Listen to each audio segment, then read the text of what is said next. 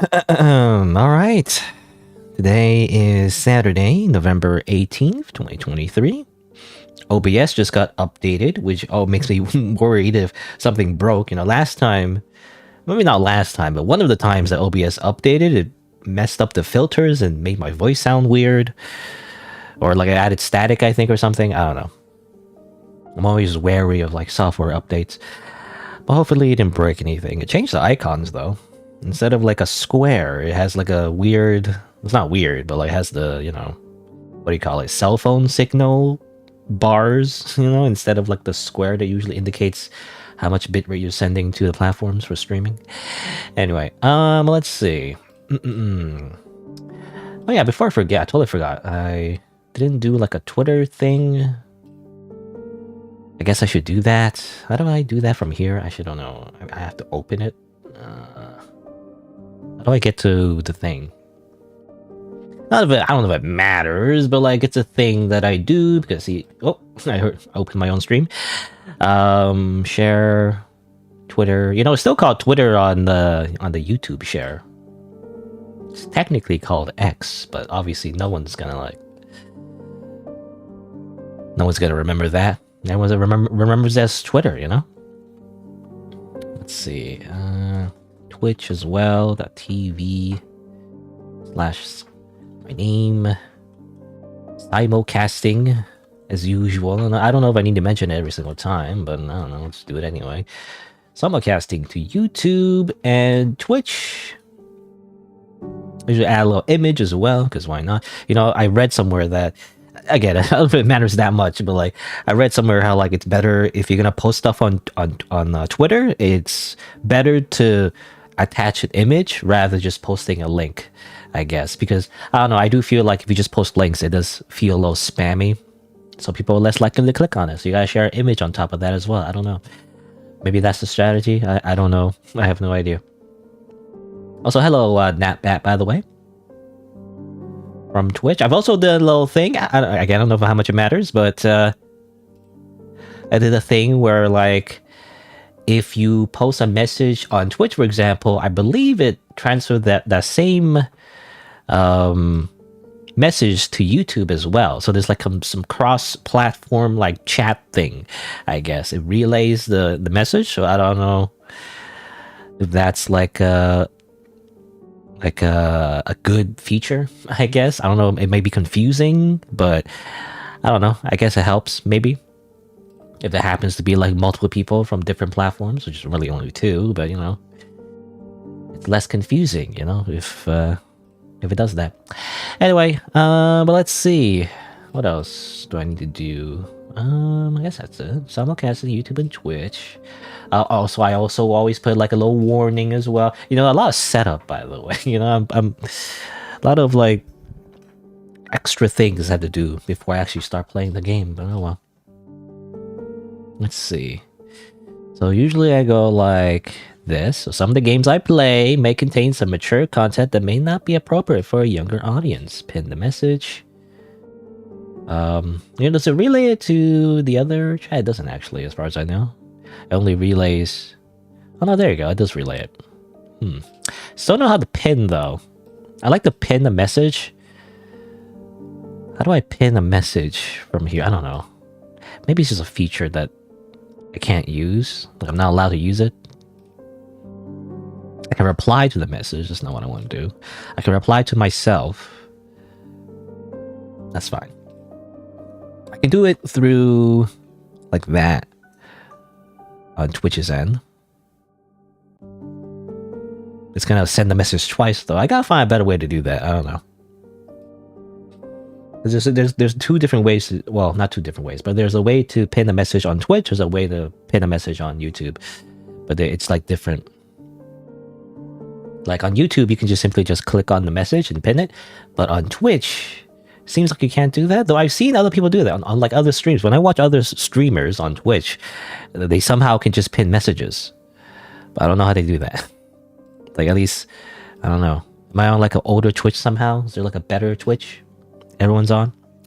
Well, there's better Twitch TV technically. It's like an add-on. Though usually I use Franker Facey. That also includes the better Twitch TV emotes. But anyway, All right. But let's see. So today I'm gonna play probably only 2 games, I think, assuming the estimated gameplay length is correct. It says here the first game, Lightkeeper, horror, point-and-click visual novel, 1 to 1.5 hours. Probably if I read everything, it's gonna be a bit more. I don't know if that includes getting all the endings as well. I'm not sure. It doesn't say that, but I'm assuming it will include that. So I'm guessing, probably around 2 hours. And then I'll play another game. I'll play the second game if I have time. It says half an hour on average worth of gameplay is what it says on the second game, but when I look it up on YouTube of like other people who play the game, it's like 2 hours. So I don't know. Doesn't seem like half an hour to me. Anyway. Alright. Drink a bit of water. This game was actually the Spooktober visual novel jam as well. So I've been playing a few of those for the past few weeks, Here's another one. Let's see. How do I introduce it? I guess I'll start by saying, I'll warm up my voice as well. I feel like my voice is always like a little, I don't know, mumbly if I don't warm it up. Alright. Let's see. How would I introduce it? It'd be like, hello, welcome to Lightkeeper, a horror visual novel developed by Smile Straw Bunny, available on itch.io. And well, I played a few games from this developer, and they're pretty good, so I want to check this one out as well. I do believe it was also in collaboration with Kathinka, I think, as well. I don't know how much of a collaboration. I don't know if they helped a little bit or they were like important to the process, but Kathinka was also another developer I also play games from, so just want to mention that. You want to interested in checking out my playthroughs, you can do so on the channel. But anyway, but yeah, apparently we are going to be exploring some kind of lighthouse, and I guess we'll see what happens.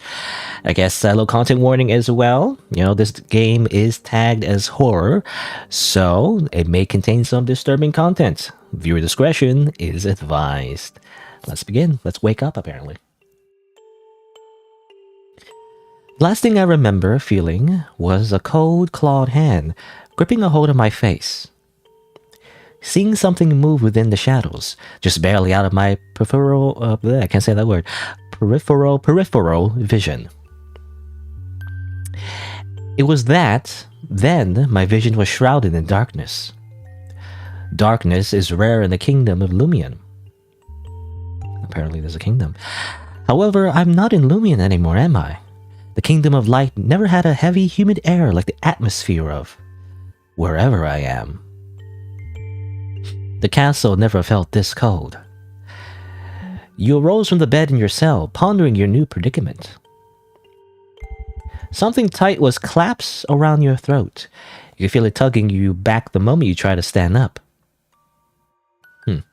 Okay, I guess we're playing as her. A chain? No way, was I taken? Imprisoned?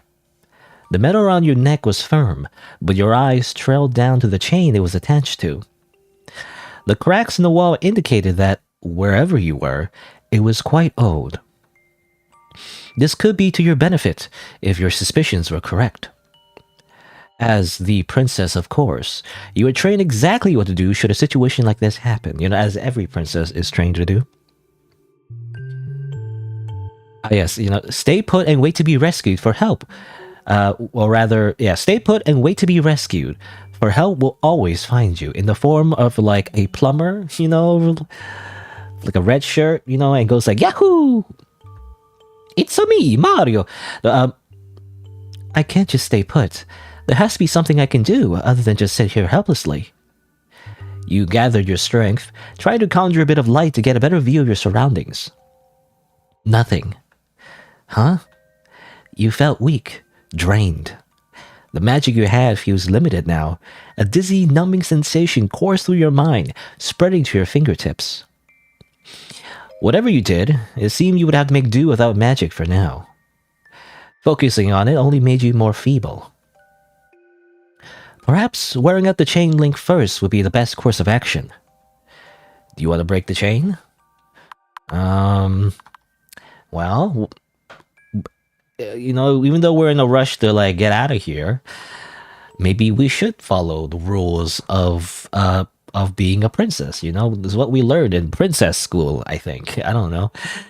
Also, I don't know if that matters. Can you like break chains? That's really tough, isn't it? It's like literally made out of metal. It's like that meme, I could break these cuffs. You can't break those cuffs. I guess we'll just stay put. Say no. Nah, that's okay.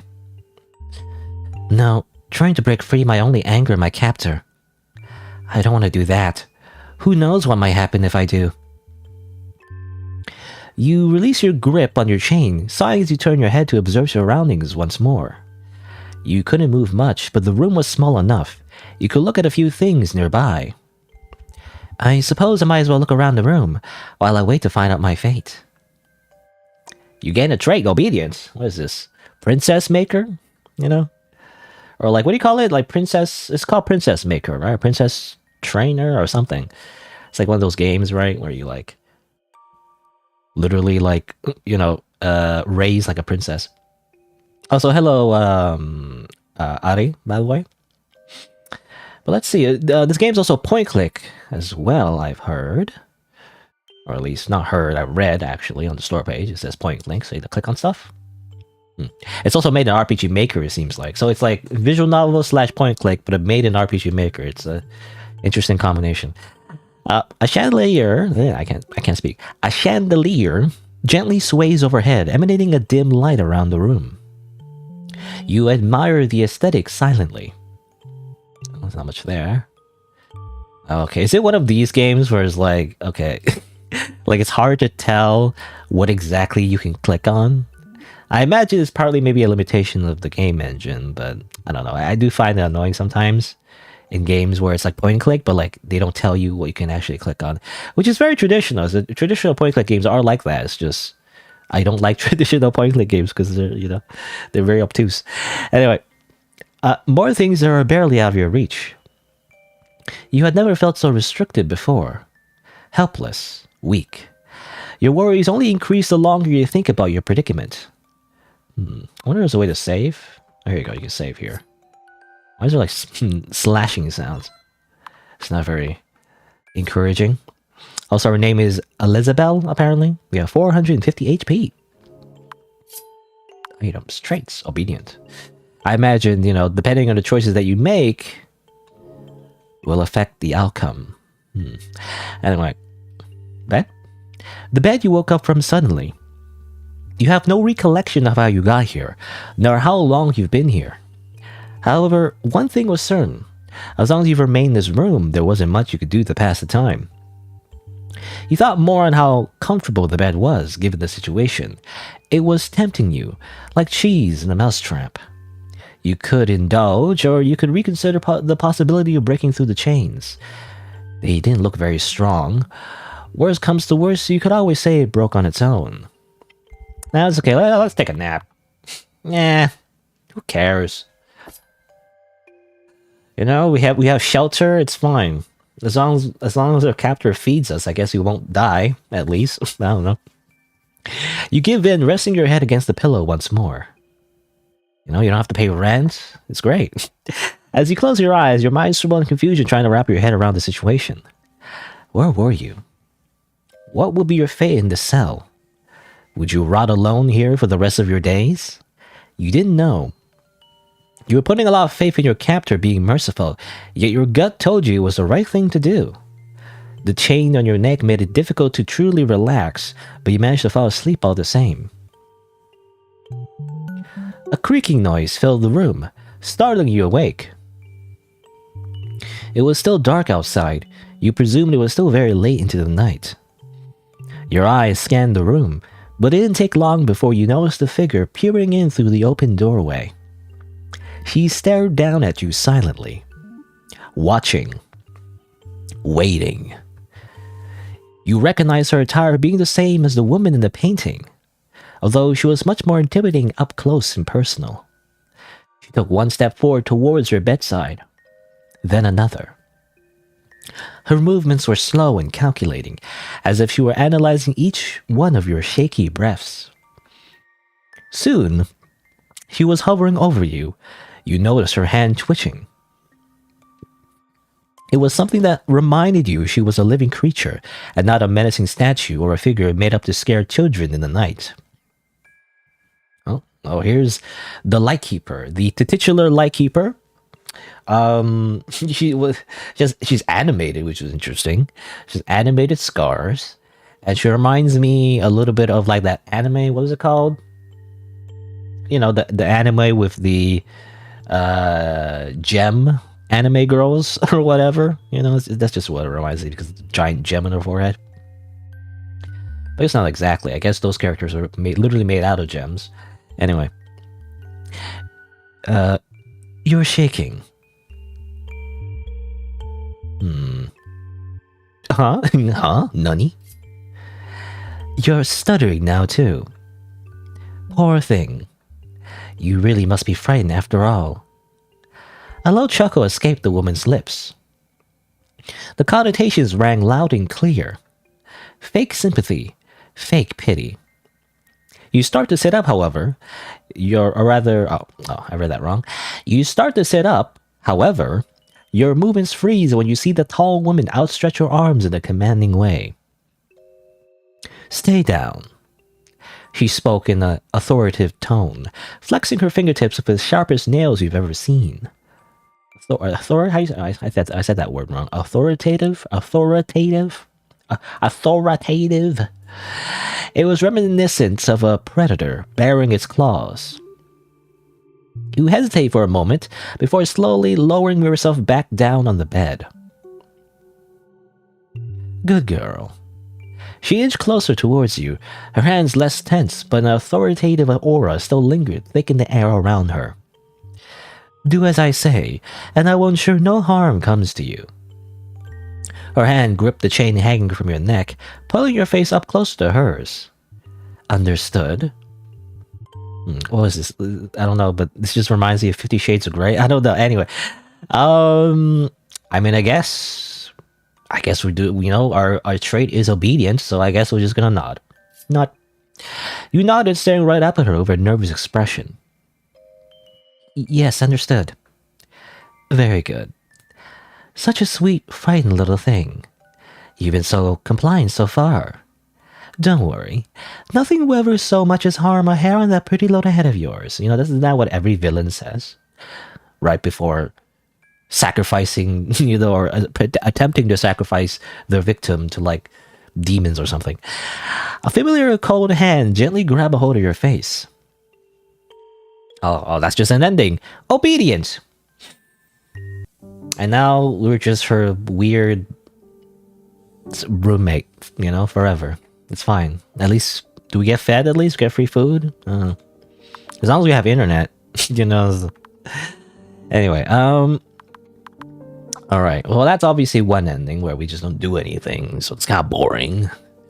Some kind of creepy, what's the word? I was saying annotations? That's not the right word. Connotations, rather. It's a bit of creepy connotations there, you know. It seems like she kidnapped you and, like, keeping you as a pet, which is, like, literally, you know. Literally, you know, some kind of, like, stalker or something, you know. Anyways, but that's the one ending. I'm assuming, well, it says here, I'm looking at the store page again. So apparently there's, again, multiple endings. There's 3 bad endings, but also 5 trait endings. So that's a trait ending, I guess. I guess you would consider that a trait ending. Okay, it's gonna be hard to, like, suss out, you know, exactly what different endings are. Alright, well, let's, I guess, try again. I guess we'll continue from this save. I wonder what this is. I don't know what this is. Does this mean like 4th floor or something? I'm assuming that's what it is. But let's look around some more. Let's look at this. Looking upwards, you see a painting of a dark figure above your bed. A fabric draped over the face, yet you still recognize the woman in the painting. After all, you've heard countless stories about her. Her scars were deep enough to show the most tainted magic hiding beneath her scaly exterior. An aura of intimidation struck through your heart vigorously. Kin of Dragon, Reaper of Enlightened Souls. The Lightkeeper. 1,000-year-old, dragon girl. She's been causing problems all throughout Lumion since as long as you can remember.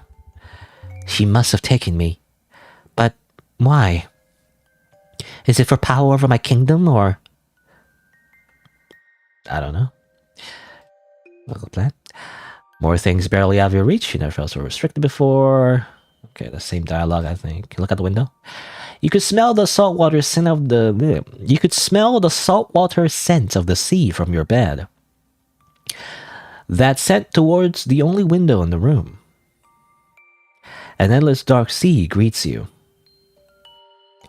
Light appears to be circling around the building, parting through the thick fog every few moments. Looking down, you realize your prison must be towards the top of a tall tower. A lighthouse, most likely. There are sharp, jagged rocks decorating the base of the lighthouse below. They almost look like a natural defense mechanism to keep anything unwanted out. How did I even get here?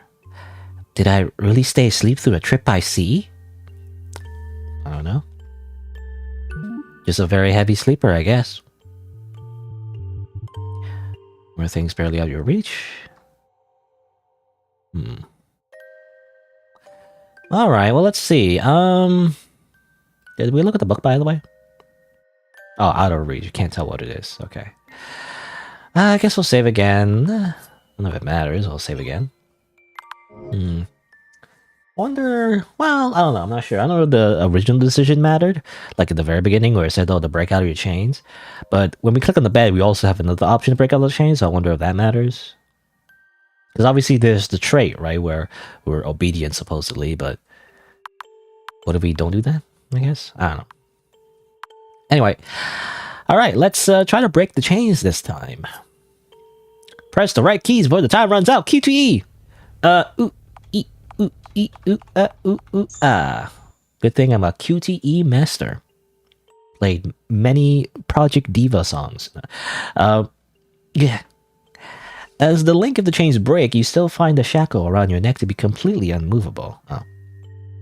At the very least, you could now walk around the room you were shut inside of. Okay. So it did break? Well, I don't know. It still broke. It broke, but it couldn't break the chain around her neck, I guess.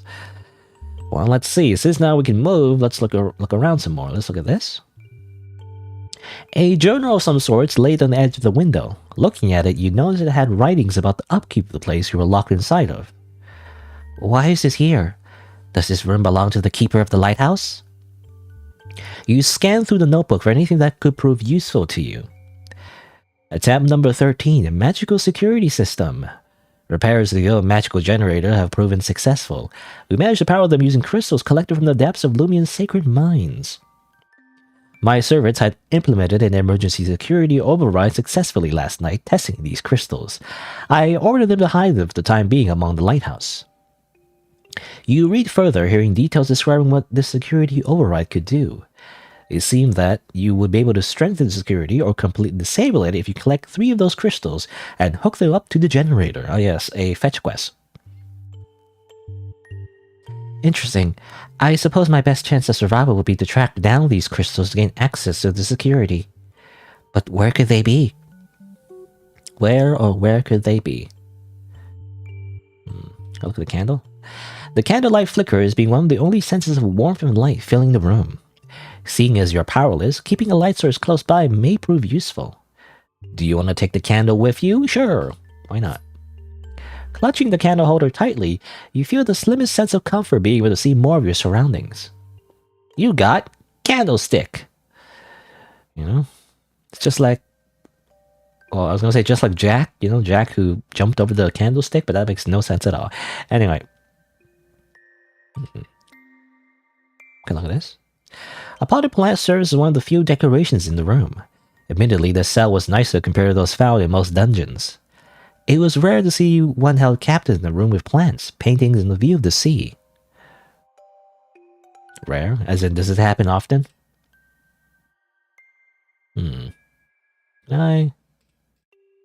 Well, this is dialogue we saw before. I was just thinking, like, we remove the curtain. Okay, I guess. Oh, I didn't even do that. I was actually spamming the confirm key on my keyboard. Apparently, that also interacts with the environment. Look at the sea. You can smell the seawater. Okay, let's save again. I'm thinking, well, can we like pretend to sleep as well? As like we could pretend to sleep maybe again, or we can obviously like walk out the door possibly. I don't know. Now, let's see. Let's see. Bread. No recollection. Your question will not go unanswered for long. You hoped. Okay. I was wondering. Yeah, could you? Like, I was wondering if you could like pretend to be asleep somehow, but no, that's not an option. I guess let's interact with the door. You jiggle the handle of the door. Fully expecting it to be locked, you found yourself pleasantly surprised to hear a click. The rusted door creaked so loudly, it made the rest of the room feel deafeningly silent by comparison. Or deafeningly? However, after a few moments of the quiet lingering, you feel it's safe to move on past your enclosure. Do you want to leave the room? Sure. The silence was replaced by the sounds of your unsteady steps tapping against the cold ground. Upon walking into the room, you felt a chill run down your spine, or rather crawl down your spine. The tingling sensation felt like something small had got into your clothes, exploring your skin in ways most discomforting. The tiny little legs creeped their way down your torso and towards your ankles. An unbearable itch spread across your leg as the crawling continued. The longer it went on, the more you felt like there were multiple insects clambering around you rather than just one. Why are there like bugs? What's going on? I guess look at your leg. Look at your leg. Grabbing the hem of your nightgown, you find, or rather, you grabbing the hem of your nightgown, you are expecting to see a sea of beady eyes and microscopic limbs decorate your ankles. You anxiously pull up to take a look. Nothing. Not a single ant, spider, or centipede. Nothing was present on your legs to give a clue as to what you were feeling moments before. How strange. Isn't that like... I feel like it's a symptom, I think. Of like something? I'm probably remembering it wrong, but like, isn't that like... You know, a sensation of like something crawling up your skin? Isn't that like... a symptom for like drugs or some sort, you know? Like if you're high on drugs or something? I'm not sure. I could be wrong.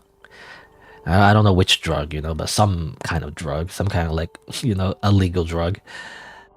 Let's look at these bugs in the cases. You see an array of pink bugs in display cases decorate the walls. You feel pity for the beautiful creatures. At least their beauty would not go to waste, even in death. For a moment you ponder how you would feel if your dead body was used as a decoration. Honored? I feel horrified. How terrifying to have yourself tampered with in such a way that you become a display piece. These poor creatures. Bugs, same thing. Same dialogue. Can I look at this? A glass casing like the other ones decorating the wall. However, instead of a pinned insect residing inside, you found yourself staring at a brilliant crystal. One of the crystals needed for your plan. The glass casing appears to be stuck. No matter how you try to pry it open, it doesn't budge. It appears I have no other choice. I have to find something to break it open. A pity. I quite like these glass cases. Yeah, look at that. That's also... is that also a bug? I guess that's also a bug. Oh, I don't know if I was picking that option every single time. Let's see. You can look at the shelf. Looking in the drawers, you find an array of tools that look like they were made for vivisections, as well as various food meant for insects and other animals. Nothing that seemed useful to you yet. Okay. Nothing. Can I look at this? You approach the closet door with caution. There was a small note above it, though it was written in a draconic language you weren't well versed in. Judging by the way the handwriting was scratched on, you surmise it was an important note. A warning. Your hand grips the cold knob of the closet door, taking extra care to make minimal noise when turning it. You still weren't sure what could be lurking among the lighthouse after all. Slowly, carefully, your eyes were overwhelmed with the sight of 20 or so different kinds of bugs, all of them swarming, crawling, and hopping around different parts of the closet. Yes, the bug closet. It felt empty save for the insane amount of webs, nests, and hives decorating each corner of the enclosure. Something sparkled among the chaos of the closet. Underneath a ceph? See, that's ceph? I've never seen that word before. Ceph? Underneath a ceph of centipedes and ants, a silver key rested on the shelf. You paused, unsure if it would be worth it to fish it away from the sea of insects before you. I guess that closet just wasn't cleaned ever. It was just left in there forever, and the bugs just infested that place. I don't know. That's what it seems like to me. Or otherwise, I guess the Lightkeeper is deliberately keeping an ecosystem of insects in there. I guess that makes more sense, but like it's weird. Why would you do that? It's very strange. Take the key. Taking a deep breath, you maneuver your hand into the mess of the closet before you. You had a feeling these bugs were inherently harmless. It would be best to take caution and try to pry the key without angering them. Press the right keys before time runs out.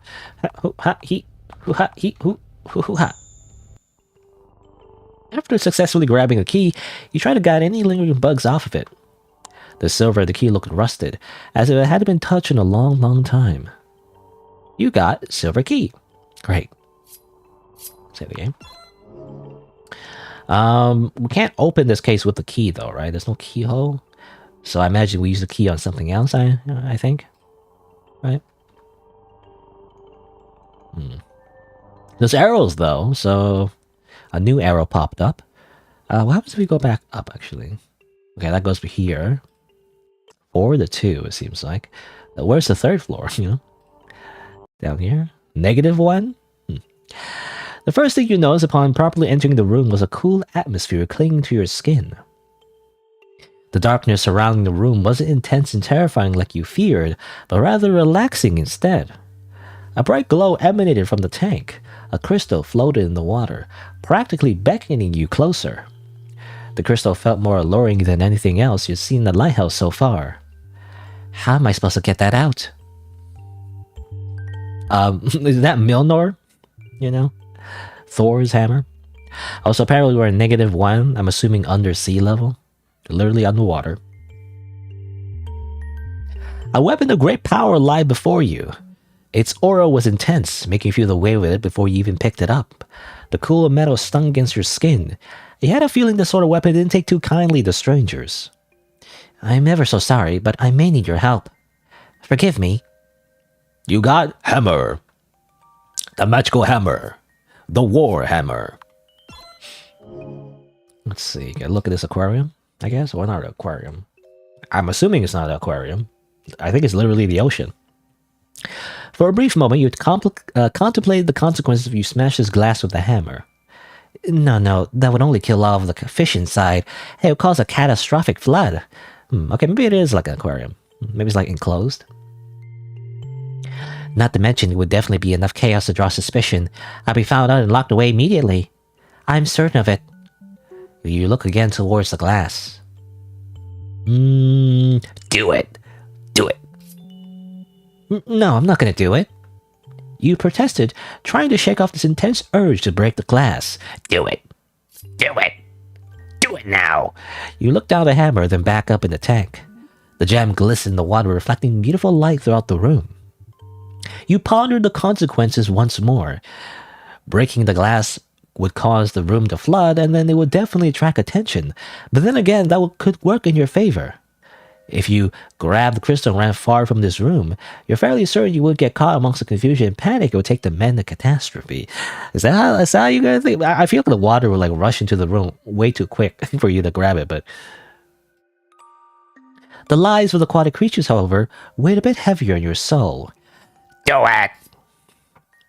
An intense instinct shot through your body like an arrow to the chest, as if like a player character is controlling your every action. in like a visual novel-esque video game. What were you doing, you wondered? You realized your life was on the line, and you felt vindicated on the assumption that your life was worth more than a few fish you were going to outlive regardless. You know, it's just free sushi. Just simply eat the fish. No, you realize there's no guarantee they die if the room flooded regardless. There'll be water on the floor. Don't worry about it. They'll just simply swim on the floor. A loud shatter echoed throughout the room, consequently followed by an intense eruption of water flowing out of the tank. Another crash to the glass, then another. Water spouted out rapidly, soaking your feet and the hem of your dress. You saw the glimmering light of the crystal fall through the hole in the glass, but you managed to catch it before it collided with the floor. My apologies. I'm afraid dire times require dire actions. This room served no further use to you. You turned your heel and escaped the flooding room. You got a crystal. I got misguided, apparently. Well, there's also another crystal over here. It feels perfect and serene. A shame you have to bash it into smithereens. It rhymes. Break the glass in case of emergencies. The glass shatters upon impact with countless shards decorating the floor beneath you. With careful hands, you pry the crystal out of the casing. There we go. I'm terribly sorry, but there wasn't any time to find another solution. I got crystal. Where do I go now, though?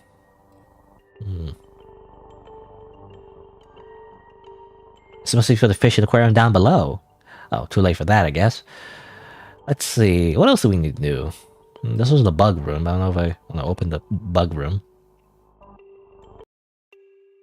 Do you go back down, I wonder? To your surprise, this door didn't lead to the aquarium anymore. Was this another safety feature of the lighthouse? Regardless, you stepped through the door. Anything to keep moving forward. Okay, I was wondering if it got soft locked because we broke the aquarium, right? You attempted to get an idea of your surroundings, but the only thing you could take note of was the floor was made of wood due to the sound of the floorboards of your every step. Creak, creak, creak. You paused a moment, reaching your hands out to try and feel any furniture that might be around. Creak! The floorboards cried out. The only problem? You didn't make a step to cause the noise this time. You held up the candle, which barely lit the dark room around you. There didn't appear to be much into this room at first glance. However, upon further inspection, you noticed a hatch door on the floor. Just what could this lead to? Interesting. We're on floor 1, by the way. Seems like this lighthouse is magical. We just end up on different floors somehow. Inside you find something most unusual for items and drawers, a variety of old books of varying subjects. The most common theme among them seems to be their importance to other kingdoms. You eventually find one pertaining to the history of religion and folklore among the kingdom of Lumion.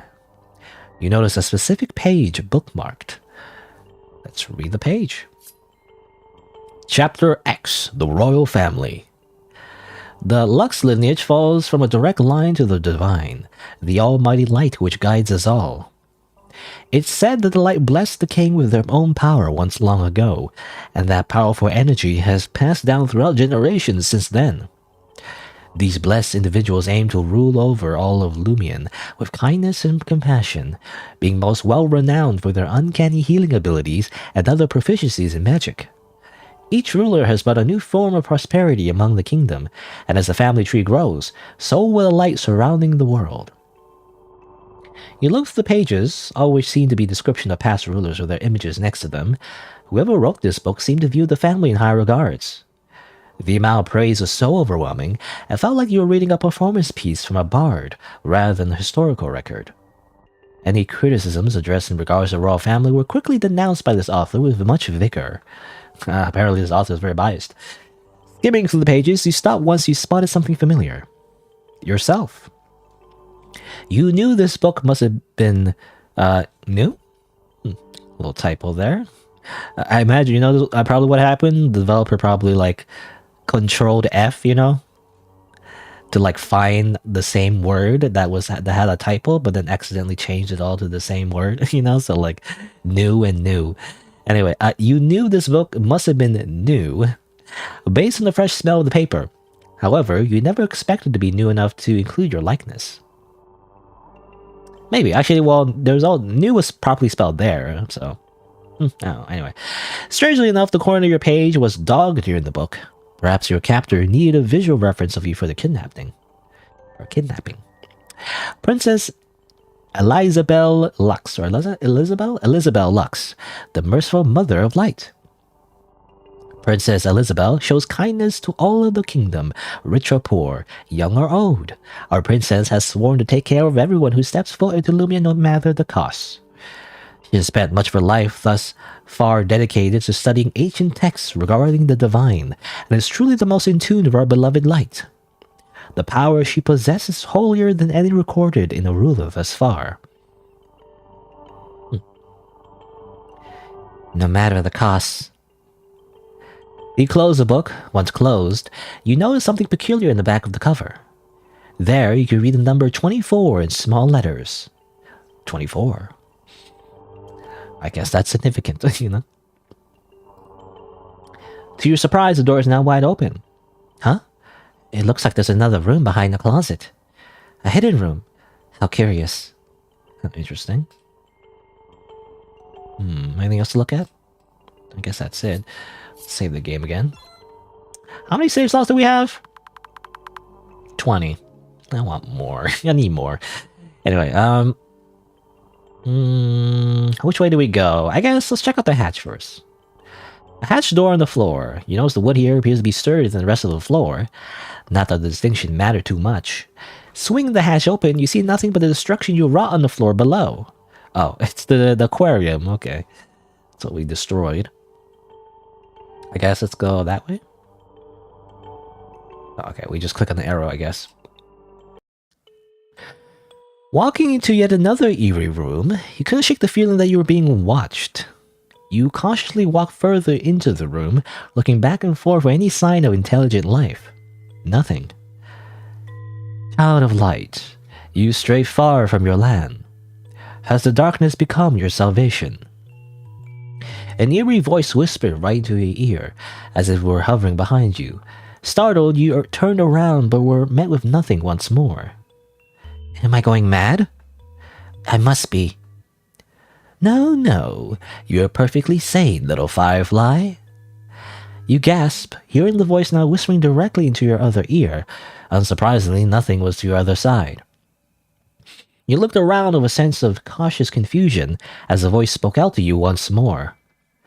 Pray tell, what happens when an extension of such power as yourself strays far from the source it came from?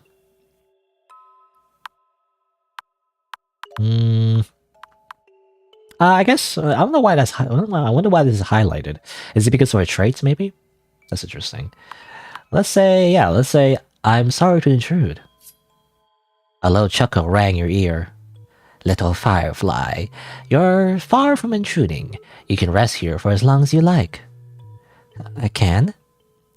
You looked around with a puzzled expression, still trying to find the source of the whispering voice. Certainly. Come into the light. Let me see you up close. Is that a good idea? You found yourself strangely drawn to the mirror in the middle of the room. Taking cautious step after another, you heard the familiar whisper once more. Good. Now I can see you better. The voice rang in your ears, but you were now able to identify the source. The mirror was speaking to you. It must be enchanted somehow. More importantly, however, you noticed it contained one of the very same crystals you needed for the security system. One's face can tell many tales, little firefly. You're interested in my protective crystal, aren't you? Yes, admittedly. Our reflection tells a story of your past, present, and undecided future. You heard a low, almost eerie chuckle escaping the enchanted object. Tell you what, indulge me. Let me see your story. Let me peer into your very soul, and perhaps I'll give you my crystal in return. Peer into my soul? I'll just be looking at you very, very closely. Just comply, and the crystal will be yours. What do you say? Seems like a trap, but sure. Wonderful. Now where to begin?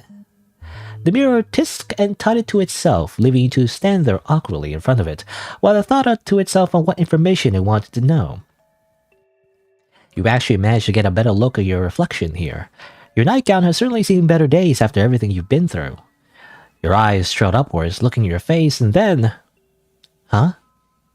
You made a confused noise, getting closer to the mirror to look at yourself. Is something the matter, princess? Your hand gently traced the bows in your hair, fixing them up ever so slightly to lay better on your head.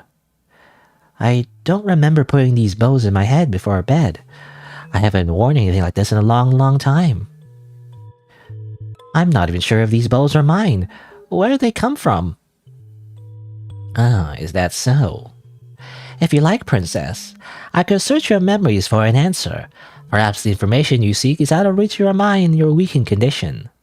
In fact, this might be the perfect place to start to understand your story better. Yes, the bows are a good place to start. It's pronounced bows, right? I would say bow. That's not right. Because, a lot of words in English, they're spelled the same but pronounced differently. Also, hello, Stefan. What do you miss? I assume you mean what did you miss? I guess approximately 40 minutes of the game, I guess, You gotta show up, if you want to get the very beginning of the gameplay, or the story, or whatever. Gotta remember, I start at noon Eastern time. Anyway, but yeah, I guess, just to give it like a quick overview, it's just like, yeah, you're a princess, you woke up in a lighthouse, and you're just kind of exploring it, It's like I'll say typical, it's not really typical necessarily, but it's a horror, horror game, seems like. But anyway, the mirror spoke, now bowing to wait for your consent to search your mind. The crystal above it glowed and made a low hum as you saw the contents of the mirror change and distort. Your mind felt numb as the hum got louder and louder. You became lightheaded and slightly dazed, but you managed to keep a steady footing on the ground beneath you. You saw flashes of your time in the lighthouse appear before you, bit by bit, like watching your life rewind at rapid speed. The only difference is it appeared to not be from your perspective. What a strange thing to look at yourself from a viewpoint outside of your eyes. It's kind of like a third-person view, Third-person camera. Which, to be honest, sometimes when I dream, when you sleep, when you have a dream, whatever, sometimes I do have those kind of weird, like third-person camera dreams where like I'm like controlling myself, but it's weird, right? It's like you're feeling you're controlling yourself, you like as usual, but like your eyes are not obviously in front of you, it's like behind you. It's really weird, It's probably because you play too much video games that you like have those kind of dreams. But it's happened before. It's a very strange feeling. Anyway, it'd be kind of cool actually if it's like if you could do that in real life. Just imagine, the peripheral vision you could have, Anyway. You saw yourself waking up, the bows indeed tied neatly in your hair. Just a little further back and... Wait, You started to protest until a wave of dizziness overcame you once more. It would be wise to not interrupt me while this is happening, princess. While I'm connected to you, your reflection is connected to me. Disrupting my process would be rather unpleasant. This mirror was digging up memories of your life prior to the lighthouse. The further back it went, the more uneasy you felt. Interesting. So weirdest dreams, yeah. I guess, a lot of dreams are weird. That's kind of what dreams are. Sure, let's try to calm ourselves. I want to see what happens. You focus your energy to maintaining your composure. Looking over to the mirror frame, you watch time move backwards silently. Those bows don't appear to be anywhere here, the mirror said, although to you it felt obvious this mirror had a different goal in mind than finding your bows. Suddenly, the rapid movements of your past came to a halt. The mirror was replaying your memories to you. It connected to your mind and made you relive the moment, experience the same feelings, smell the same smells, and feel the world around you that you were once so familiar with. You felt the scorching sun against your face. It was hotter than hell on that fateful day. The crackling sound of fire around you as you were led to the ritual grounds only made your feelings of unease worse. The only thing you could rely on in this moment were your senses other than sight. The blindfold and the restraints made it hard to do much else. You heard cheering from a crowd. Praise to your god from your royal advisor. He loudly rambled to the audience of what you could only assume was your entire kingdom. You had long since given up any hope, and your advisor could tell from the way he spoke. He talked of you as if you were a savior, who would be one with the divine in mere moments, consumed by the light of a fire getting closer and closer to your skin. I guess. Isn't that like, I mean, that's every like witch trial, you know, except this apparently like is a good thing, you know? It's like, if you get burned to a crisp, that means you're a witch. If you don't, or what was it like, if you're on fire but like you don't get burned, that means you're a witch. And if you do get burned, you're not a witch, but also you're a witch anyway, so it doesn't matter. But it's kind of like the opposite, right? She's not being condemned. She's more like, she's like, it's a good thing. It's like, thanks for being sacrificed, you know? Hooray!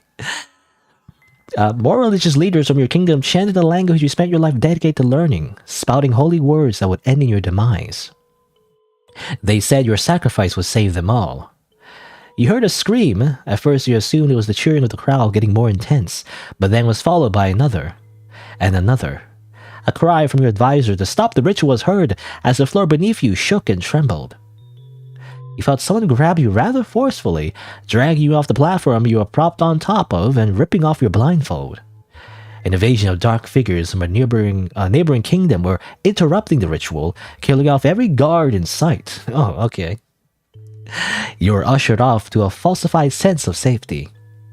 Internally, you were grateful for the ambush, even if it would only prolong your life temporarily. But you could never forget the unease you felt when you saw how many people were out in the crowd, all staring right at you with a mixture of unpleasant expressions. Okay, mixed feelings. You know, it's like, on one hand, you don't want to be sacrificed to a bunch, for a bunch of people just so they can be happy. But on the other hand, being saved also means murdering, the rest of the kingdom. It seems like, from like a different force. You stumbled backwards as you felt the grip on your mind cease. The feeling of judgment still lingered, like their eyes were still piercing your soul. My apologies. I let my curiosity get the better of me. This was merely yesterday. To be sacrificed to a god of the sun directly over you, people cheering for your demise. How tragic. You had a pained expression on your face, unable to tell if the mirror's sympathetic tone was to mock you or not. Although I was locked away safe inside after that, the evasion lasted longer than any I've ever heard of. I could hear the combat from inside the castle walls. It was because of the invasion I'm still here today, strangely enough. The Lightkeeper had a plan in mind for you and your kingdom, one that the ritual to sacrifice you would have ruined. I suppose, when you say it that way, I should be grateful to her. But what exactly does she have planned for me? What is to be my fate? The Lightkeeper desires many things. Taking your kingdom for her own is on the top of that list of desires. I cannot say more than that, I'm afraid. I see. You seem oddly calm for someone in your situation. Why is that? I have no choice. There's no time for rest or grief, no time for betrayal or hope. If I stop for even a moment, something horrible could happen. I need to focus on the task at hand. Something horrible could happen that is far out of your control, as it has and as it will again. Oh yeah? Screw you. I have no use for you. You tried my patience. You spoke out, grabbing the hammer you had used to break the glass of the aquarium. Bam! Without further hesitation, you swung the weapon towards the mirror, causing it to shatter with a brilliant, loud crashing sound. You just break everything, by the way. Also, this is like many years bad luck. The power from inside of the shattered mirror combusted into a ring of smoke that filled up the entire room in a dense fog. A familiar feeling flooded your mind, like a wave came crashing down on you, encapsulating your entire being. Encapsulating? You felt all your feelings that you've pushed down inside resurface, every painful memory replay in your mind bit by bit. Is this the only way I can truly protect myself? After dedicating my life to my home, my kingdom, they would throw me away without a second thought. Why is that? Was it for power, control, or just out of plain stupidity? I've had enough. I can't sit here and let this happen again. They want to be protected at my expense. They want a false salvation. They want to use me to their heart's desire. Well, they can find someone else. I'll never let that happen again. Not from them. Not from anyone. It doesn't matter who gets hurt in the process. I never once did it? I'll make them sorry. Ending, misguided soul. You know, she was gonna, like, you know, gaslight, gatekeep girl boss is what I had a feeling that she was gonna do. She was just gonna take that hammer and start bashing heads in, you know. But I guess that's it. It just kind of ends there. Kind of unsatisfying, to be honest. But I guess that's what happens if you start breaking things. Her soul, or rather her traits, become misguided, I guess. Kind of badass, though. I don't know. I like her being misguided.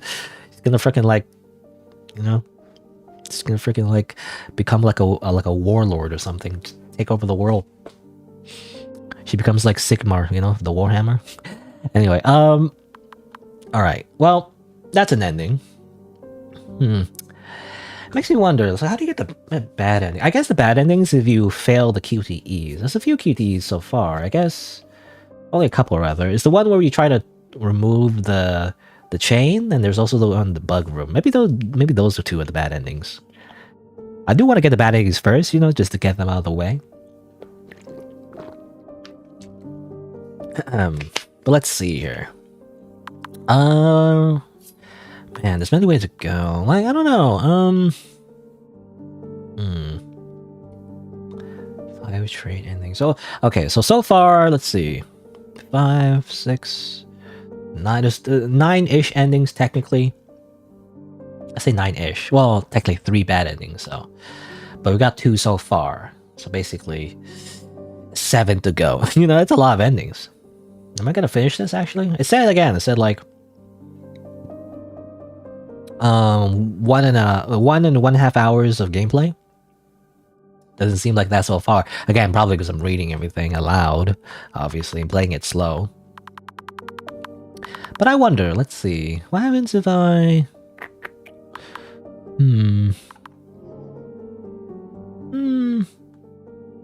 Let's see, let's see, it's, I don't know, let's wake up. Because there's a choice in the very beginning that you try to break the chains. So I wonder if you do that in the very beginning, something else happens.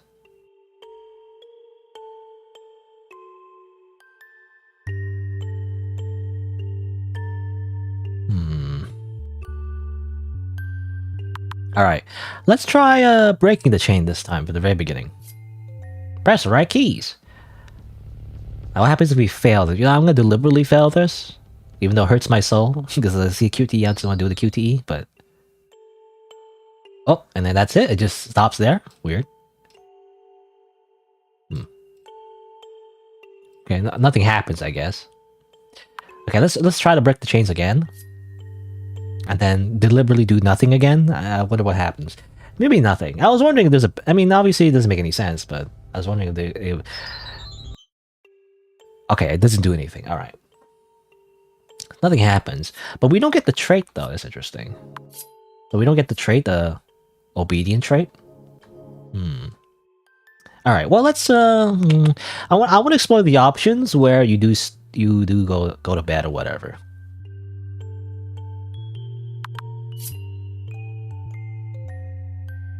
Obedient. So, you get the obedient trait. And then you get the bed ending. Take a nap ending. Oh, I didn't mean to do that. Ah, darn. Let's try that again. How do I restart RPG Maker? I guess I'll just close it. See, okay, well, this is the problem with RPG Maker. It's not really meant to, like, I feel like, be a visual novel, because it's hard to skip, you know, it's hard to, like, go through several checkpoints because just go through repetitive dialogue.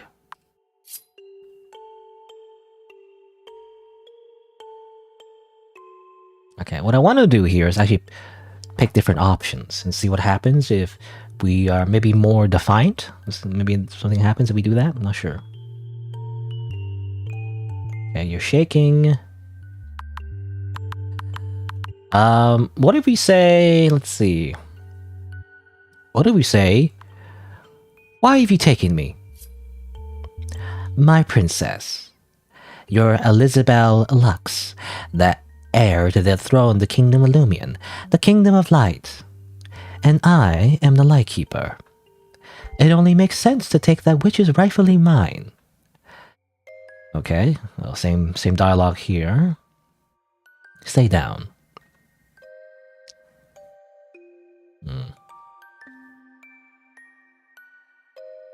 Do as I say. Understood. What if I stay silent? You stay silent, feeling her hot breath on your neck. Fire breath of a true dragon, no doubt. Seems like she took your silence as understanding. Very good. Okay, same thing. It seems like a same ending, it seems like. Yeah. What if I... Okay, let's see if I pick the other option. Maybe. It seems like you are railroaded to, like, the obedient ending if you just don't break the chains, I guess. But I just want to see again. Like, if I say, like, she's twitching, I wonder if that means anything. Okay, so she tells us that we're twitching, or rather, she tells us that we're shaking. Let's tell her that she's twitching. No, you. The mysterious woman straightened her posture, moving her arms behind her back. She was hiding something. She stayed silent for a minute, staring you down with her masked gaze. I've been waiting for this moment for a long time, that's all. But then you try to sit up, but you freeze, stay down. Good girl. Okay, same thing. Doesn't matter. Okay, we say silent, doesn't matter. Okay. We do get railroaded to obedient. Okay. As I was wondering if there's other options in that branch, but I guess not. So it is, you are kind of stuck, like, simply, breaking the chains no matter what. Let's go to, let's see, was it file 2? File 2. File 3, was it? Nope, that's not it. I keep reloading over and over again. File 4. Okay, I just want to check the bug closet again. So what happens if we, let's see. Oh, damn it. This save already had the bug closet activated. Okay, let's go to file 3 then.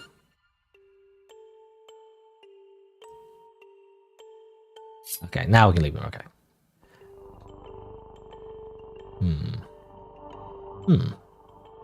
We feel insects on our legs.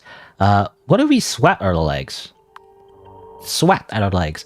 Without hesitation, you bring your hands down to the fabric of your dress and smack down your legs. You hear an unsettling crunch that nearly resembles the sound of knuckles cracking. Oh. Pulling up your dress, you expect to see some sort of bug carcass fall to the floor. But there was nothing to be found except for an unsettling green slime trickling down your ankle. It emitted a note most unpleasant, a musty stench that felt like acid to your nostrils. You attempted to wipe off the slime with your hands, but that only colored them into the sticky slime-like substance. The smell. It's absolutely vile. Oh dear. I better not linger in this room. It's making my paranoia much worse than it was before. Okay. Invisible insects? Is that what it is? Alright. So what I want to do here is actually just interact with this closet. A warning. Okay. It's a bunch of bugs. Let's try to take the key. Oh, by the way, that's nice. So, okay. So, well, it wasn't working before, though, when I, like, was holding down the button. But it seemed like usually when you are presented a choice and you're skipping a bunch of dialogue, it doesn't automatically choose a choice for you, which is great. But sometimes it doesn't work. I don't know. Maybe because I held down the button last time. No, this time I was just spamming the button. Anyway, okay, let's try to take the key, but this time let's deliberately fail the QT and see what happens. Press the right keys before time runs out. What if we just simply stood here and look at the bugs? You know, say, ooh, cool bugs. You know, what kind of insect is that one? One centipede crawling on you wasn't enough to make you panic, but the longer you try to pry the key away from the insects, the more it crawled into your hand in turn. The feeling of thousands of tiny legs scrambling into your sleeves and up your arms was revolting. You dropped the key on the floor to start swatting at your arms. Of course, this only caused the insects to panic as well, making them scrabble around your body in a most chaotic fashion. A foul odor emitted from some of the bugs you squashed, a repellent to other bugs perhaps, a warning. However, these bugs didn't work like they did back in Lumion. They were a kindred spirit, a vengeful species. The spiders especially didn't take too kindly to you squashing one of their own. Despite their small size, you saw one of them rapidly crawl circles around your hand, encasing in a sticky, clingy web. That's one fast spider. Shaking them off, you stumbled backwards, feeling your breathing quicken the more bugs tried to climb onto you from the floor below. Stop, no! Thousands of bites pierce your skin. You can feel irritating venom course through your veins. The agitation made you lightheaded. Every attempt to get them off of you only made more and more climb up your skin faster. Yeah. Soon your face was completely covered in bugs. You feel a tickle in your ears, disgusting, tiny claws prodding to your nose and poking at your mouth. Well, if you have like any kind of like phobia regarding bugs, this is probably not a good situation. Seeing tiny kaleidoscope-looking eyes staring back into yours as they made their mark on your eyelashes was enough to cause you to faint. The venomous creatures numb your entire body as your eyes slowly close for the last time. Bad and get eaten by bugs. Mostly spiders, it seems like. It's just spider eating you. It's not spiders. Should be, the content warning should be like arachnophobia, you know?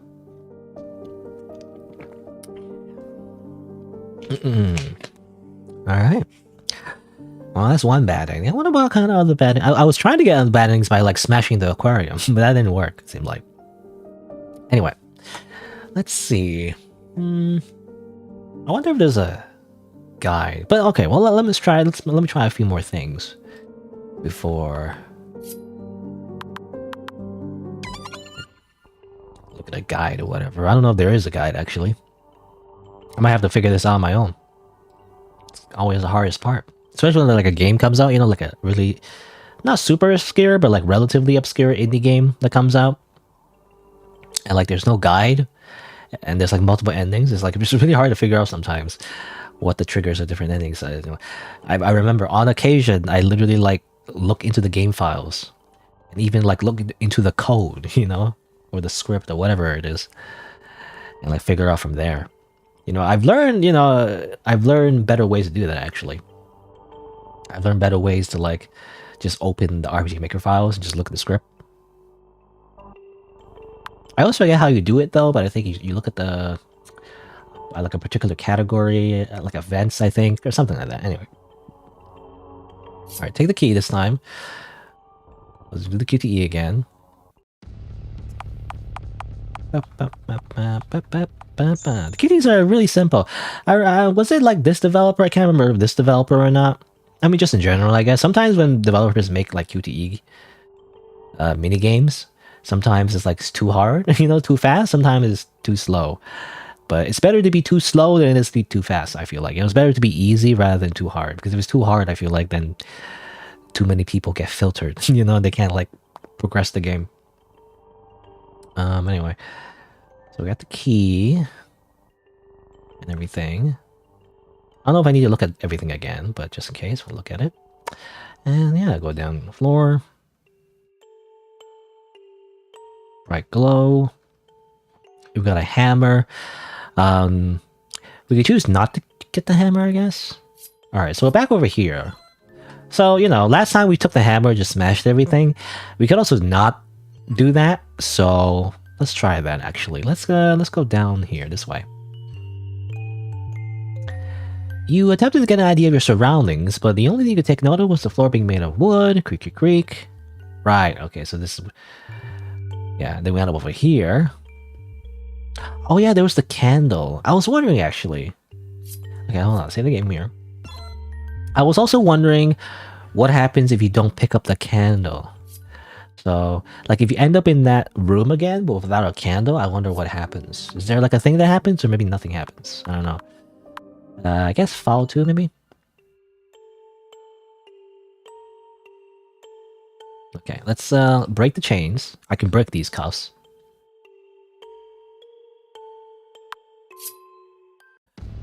Boop boop boop boop boop boop boop boop boop.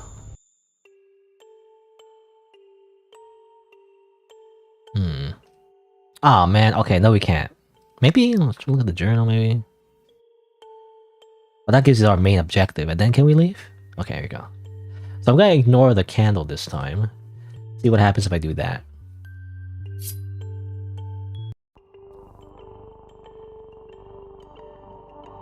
Ignore. What if I ignore this time?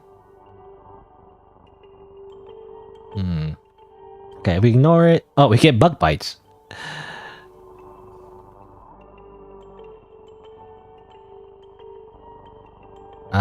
Oh, interesting. Wait. It does lead to something? Oh, no, wait. I want to read it properly this time. I'm going to restart. I don't know what the restart button is for RPG. There's probably a restart button. F12 maybe? There's not a screenshot button, no? At least for Steam. Which I do open these games in Steam technically, but... let's see. Try that again. There's like multiple things I want to try. Oh, damn it. Okay, well, hold on. Let's reload this. Gosh, too many things. Do this. Alright, break the chains.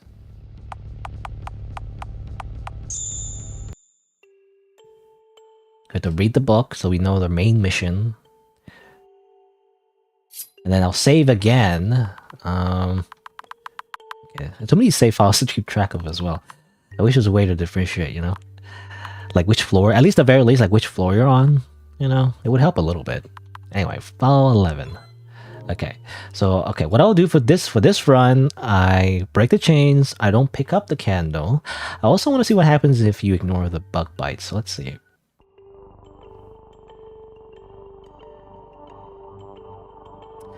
All right, so we're back at the bug room. What if we ignore the bugs this time? We ignore it this time. You continue walking through the room, suddenly kicking your legs with each step in attempts to shake the feeling off. A cascade of itchiness overcame your ankles once more, so much so it became impossible to ignore much longer. Against your better judgment, you lifted the hem of your dress slightly to see what was causing your increasing discomfort. Bug bites, nasty ones at that. Fresh, small red dots coated your lower legs. You can see them begin to swell before your very eyes. Yet there was not a single living bug to be seen. What in Light's name? How did this happen? It looks infected. I'd never seen a bug bite spread so fast like this. It's so itchy. I will scratch it. Your nails dig into your legs. Relief fills your body for a moment, but that moment quickly ends the second you pull your hands away. You resign yourself to your fate of scratching the oozy wound every few minutes. As disgusting as it was, you had to move forward. Okay, that's kind of it. Wonder if that affects anything later. I'm not sure. No idea. Well, let's see. I guess we'll just continue forward.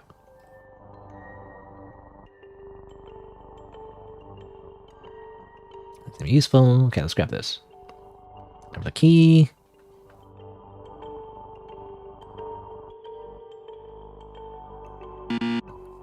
Take the key. Bummer. That happens when you click or when you like press the button before you actually choose an option. Yeah, it's a good thing, but sometimes I feel like you end up choosing an option anyway. You hold down the button. Oh, anyway.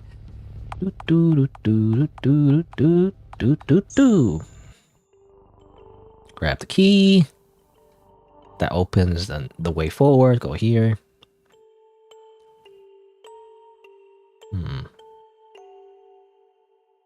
Okay. So it seems like the bug, maybe the bug thing. I was wondering if the bug bite thing would like cause a bad ending somehow, like you get poisoned. But it seems like that's it. You get a little itchy. That's kind of it. Get a rash. Yeah, gotta put some corticosteroid on it or something. I don't know. But let's see. So I also want to see what happens. I guess we'll make another save. I want to see what happens if you go into this room without a candle. I don't know if anything happens, but... Okay, you tend to get an idea of your surroundings, but the only thing you notice is that the floor is made out of wood. Creaky creak. Try to feel any furniture. Floorboards cried out. The only problem? You didn't make a step to cause the noise this time. It's far too risky to go further into the darkness like this. I should find a source of light before proceeding. Ah, okay. Damn it. Okay, I'm trying a lot of different things, but I guess all that does is like stop progression. Alright, never mind. Look, I thought there was gonna be like a shadow monster or something. I guess I'm just too hopeful. Alright, well, back here then, in that case. So ignore all that. That was all just experimentation, but didn't seem to lead to anything. I do wonder if the whole itchy bug thing does lead to something, or is it just simply foreshadowing, you know, for one of the bad endings where we get like poisoned to death? Or like bit to death by spiders? I don't know if that mattered. Well, let's see here. So we're back over here. Look at this. Old books. Oh. See, when I hold down the button. Oh, interesting. We don't want to look at the books anymore. Interesting. Try that again. Like we lose interest in the book somehow, you know. Also, this one. Let's try holding down Z instead. Here we go. Well, I guess yeah. If you hold down X to skip the text, it ends up skipping the choice.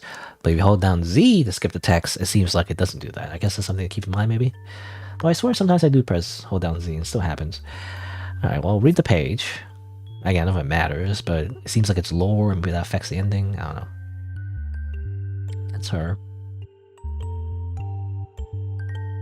24. Yeah, we did learn about 24, so I guess that's important.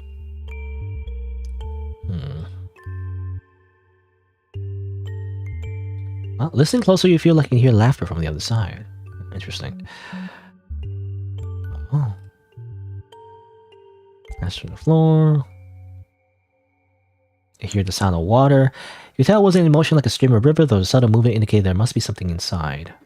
Interesting. Okay, wait, hold on. So this hatch is different. In this run, anyway. Sure. Let's do the stupid thing. Let's jump in. Whee! You were hesitant at first, but you saw the light of the crystal flowing down within the depths of the tank. You had no choice. Gathering your courage, you plunged into the freezing water. Swim! Your body shriveled up on instinct to colliding with the bitterly cold water. Desperately, you tried to keep your mouth closed despite wanting to gasp on impulse. Your eyes adjusted to the darkness as you looked below you for the light of the crystal. There it is. Huh? Why does it feel like it's getting lighter down here? Looking up, you saw the source of light you felt grow by the minute. A large beast swam before you, baring its teeth and slowly inching closer and closer. You cursed your decision-making internally, your survival instincts kicking in as you swam down and underneath the fish and attempts to disorient it. Press the right keys before time runs out. You know, maybe I just want to like hang out here and like observe this magnificent giant like angler fish thing. That's what it's called, right? Anglerfish? Well, a sharp tooth pierced through your torso, going through your heart as well as multiple bones. The pain was excruciating. The pain was short. Another crunch through your diaphragm and everything ended just like that. Whoops, bad ending. Guess it was a bad idea. Guess let's try that again. Let's see. I wonder, wasn't there like a thing involving... Well, I guess we'll see. Turn the floor, notice wood. Let's reach our hand in this time. The water is cold. Freezing cold like the depths of the ocean. Your hand flinches and retracts the moment it makes contact with the water. Alright, let's try that again, but this time... Oh. Yeah, I see. See, sometimes it does like already select like a default option. Anyway, let's jump in again. This time, like, past the QTE. Press the right keys or time runs out. Hoo, ha, hoo, hoo, ha, hoo, ha, hoo, ha, hoo, hoo. Your swift movements were enough to temporarily confuse the gigantic crystal, enabling you to grab a hold of the magic crystal. Or, did I say that wrong? I must have said gigantic crystal. Confuse the gigantic creature, enabling you to grab a hold of the magic crystal. You kicked and pushed through the water faster than you ever had before, in order to make a clean escape back up towards the hatch. Hiya! Emerging to the surface, you panically pull yourself up out of the hatch and onto the wooden floor. Ah! You keeled over, emptying the water in your throat and lungs into the hard wood floor. That's not good for the wood, The shift in temperature between the freezing cold water and the lighthouse was enough to cause immense discomfort to your entire body. Still, looking down at the gemstone in your hand, you felt a wave of relief wash over you. You got a crystal. Amazing. We did it. Let's save over this. So I got okay, let's see. So we have Magic Crystal 2. We have to get one from the mirror, and we have to get one from the last case, I guess, as well. This is the same? Like, I'm assuming this is the same.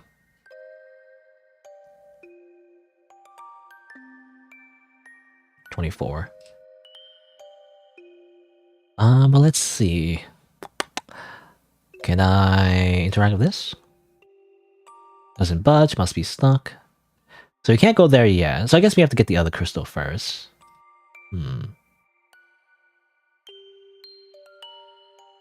Strange. I feel like this crystal is supposed to be, the picture is supposed to like remove it. Like, again, there's even like a bit of a visual glitch there, it seems like. It's supposed to be removed, but it's not. Weird. What's also this? What's this? You found a way to look at the memory of sessions, various food. A rather large bag of fish food catches your attention. Let's must see for the fish in the aquarium down below. Yeah, I was wondering about that. I was wondering like we could use that, but it seems like we never grab it. Anyway, it seems like we do have to use the hammer though, so I guess we'll use the hammer. Yeah, we got hammer. I guess we do need to use the hammer to like break this glass. Smash. I don't know. Yeah, she mentioned also as like she didn't have time to find another solution. I do wonder if that's true or not. It did feel like, just like when we smashed the aquarium, it seemed like, oh, we can't find another solution, so we smash everything, right? So it seemed like that was part of it, but it seems like no matter what, I feel like we do need to smash it. There's no other way, it seems like. Oh, moving onwards to the next room, you pause in your tracks. Two voices could be heard nearby, arguing. You pause your steps, hiding behind a door that was slightly creaked open to observe the situation. What do you mean she's missing? You heard an imposing voice dominate the room, speaking to a dark folk creature who looked as if he wanted to be anywhere but here. Well, the chain had been severed, my lady. The door was unlocked. The princess is missing. You peered into the doorway, seeing a 7 feet tall, dragon-like creature hover over a small shadow of a being. Her scars swirled with an uncanny power. The sight alone caused your breath to hitch. She tisked, looking down at the server with this disapproving expression. You mean to tell me that you neglected my orders to ensure the prison was of quality? The Lightkeeper swiftly grabbed hold of the dark folk's chin, forcing their gaze up to her. Please forgive me, almighty Lightkeeper. I swear I will correct my error, please.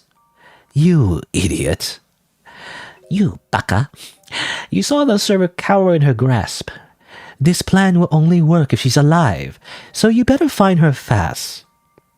This is your last chance of redemption, if you continue to be so utterly incompetent.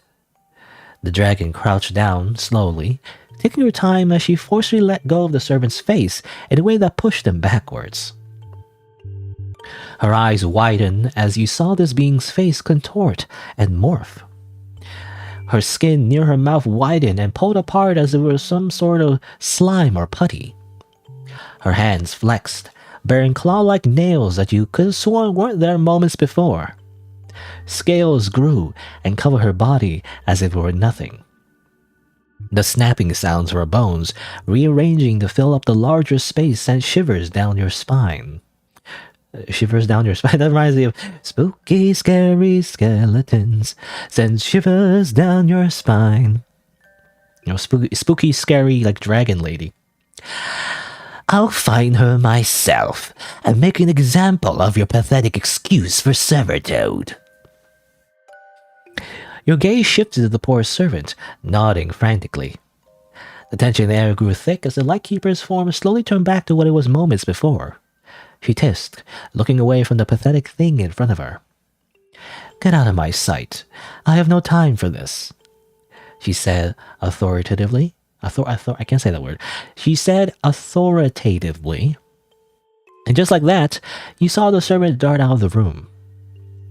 The Lightkeeper lingered for a few moments, staring into a large tank that took up the majority of the room, filled up to the very top with water. Different types of aquatic plants coated the floor of the underwater tank, gently flowing in motion over the calm water. She couldn't have gone far, not while her magic is still blocked. She let out a discontented noise before stomping out of the room. You entered yourself after a few moments of silence. Again, ignore the weird, like, this is like, what do you call it? I'm not sure what you call it, but, an inconsistency. Because I feel like this little light here shouldn't be there anymore. I do feel like it's a glitch, see there? Anyway, I guess we move on. After the little scene. Save the game. Go over here. It's not wide open, so I guess the flag to open the closet is to get 2 crystals. I guess. Okay, walking the room. Something I noticed. So yeah, I remember there were eyes on this. I thought the eyes were always there, but I guess it wasn't always there. I'm assuming the eyes obviously represent the mirror.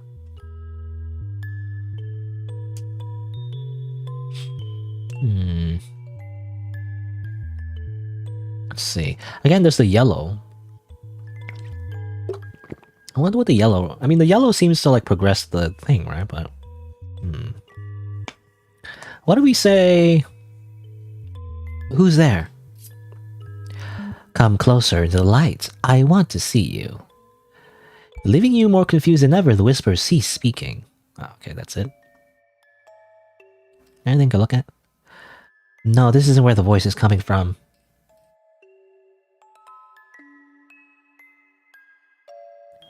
Okay, well, no matter what, I guess we have to interact with the mirror. Can see you better. Get the crystal. Indulge me. Peer into my soul very, very closely. Just comply. I need to think about it. Suit yourself. I'll be here when you change your mind. It doesn't seem like there's any choice, really. Like, you can't really go anywhere, from here. Take a nap,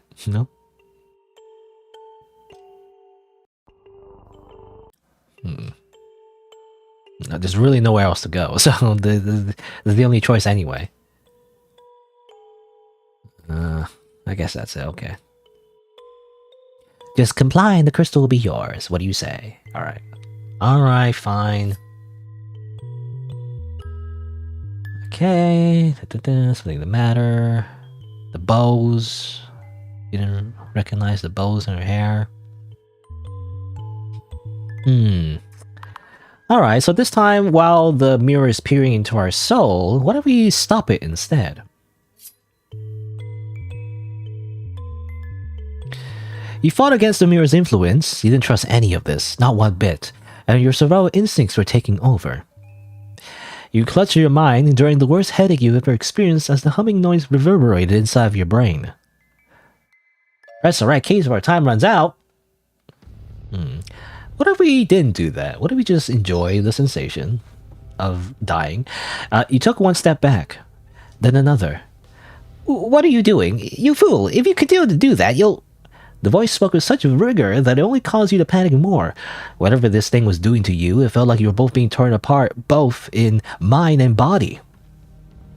You cried out, feeling a burning sting all along your face, painfully numbing your neck and ears. You couldn't hear anything for a moment. Your vision was foggy. The only thing you knew was that something was painfully wrong. Once your vision cleared, you looked back into the mirror to find out what the source of this excruciating feeling was. Ah, yes. Huh. There's like... I was just thinking, like, did, merging your body and soul involve, like, putting a lot of Gorilla Glue on your face? And just ripped it off? I don't know. The sight before you caused an overwhelming nausea to form in your gut. Your ears were still ringing. You could only faintly make out the sound of the mirror mentioning your reflection. Something about getting caught between. Something. The burning, wet feeling of your blood trickling down your own face was the only thing your mind could properly focus on. Kneeling over, you felt your vision fade in and out. In and out and in and out, and there was nothing left. Bad end. Got your face ripped off. Oops. Can you survive that? Probably not, actually. The skin is actually very sensitive, you know, in the human body. You know, for example, if you burn off your skin, you know, it's like it's very hard to like fix that because your skin is like the barrier to like for a lot of infections. You know, if you don't have your skin, you get like a lot of infections and you die easily. So either way, it's a horrific fate. Anyway, well, obviously that's a bad ending. I think we got all the bad endings. That's cool. They're like, you know, they're pretty gory and horrific. The only thing that wasn't, what was it? I can't remember. I feel like there's the one with the fish, right? The fish ate you and everything. We didn't see much though. It's mostly described, I think, if I remember correctly. Anyway, obviously let's try that again. Have to reload from all the way here though. As far as I know, you can't save like during dialogue. Again, a thing I wish you could do. You would do this in a normal, you know, visual novel, but can't do it here because it's an RPG Maker. You can't save during dialogue, as far as I know, anyway. Why don't we stay silent? Come closer in the light. Okay. Oh. Okay, same thing. I say, alright. Alright.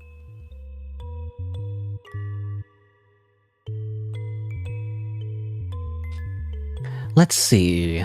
Well, let's okay, let's try to stop it again, but this time, you know, past the QT and we'll see what happens. You fought against the mirror's influence. Press the right keys. Alright. Ooh, wow, that's hard. That's pretty hard. Can you do that actually? Is it possible? I wonder. I don't know. Again, I do what's the... Is there like, okay, RPG Maker, hotkey, because I have to close it every time. It might be faster. Oh, it says here F12. Yeah, F12 is, I believe, the screenshot key. So. No, doesn't work. I press F12, nothing happens. Okay, I'll just close it. It's probably faster to close it, yeah. Also, construction is going on again. I thought construction was done. But I hear drilling sounds. I don't know. Man, I don't know. That's actually kind of hard. Is it possible to even pass it? You know, all the other QTEs so far have been pretty easy. This one is like deliberately very difficult. So I do wonder if it's even possible. Because it seems like it's not, actually. But maybe I'm too slow. I could try again. I'll do it one more time. Otherwise, I'm going to assume that it's like impossible. I guess. Oh, I could save here actually. Think about it. Okay, there we go. That's like faster.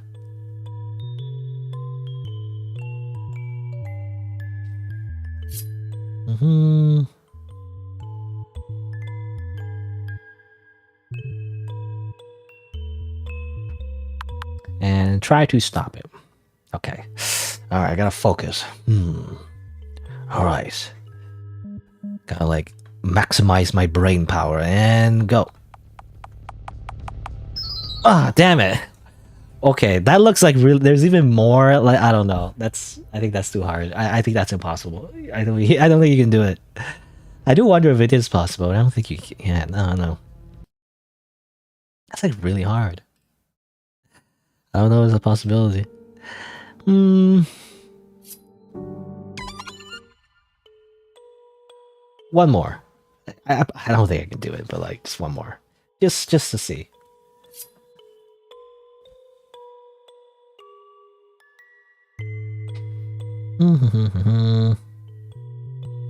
Try to stop it.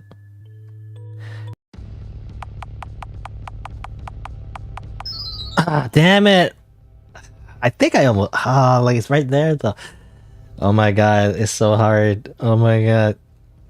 I actually did seem possible. Actually, I think I was near the end there, not super close to the end, but I think I saw like an ending to it, so it might be possible. I don't know. It's very difficult though, and it seems like I mean, doing so, I feel like wouldn't change much. Like in terms of the plot, you know. But maybe it is so difficult so that you can actually get like a actual ending. Maybe. I don't know. Anyway. Actually, I wonder, can I reload here? I do wonder about that yellow, like, dialogue. If it matters if I choose it. Maybe you get a trait if you... Let's see. I'm just doing some more experimentation. I'm gonna save this. Okay, well, nothing changes, it seems like. It seems like the same thing, but...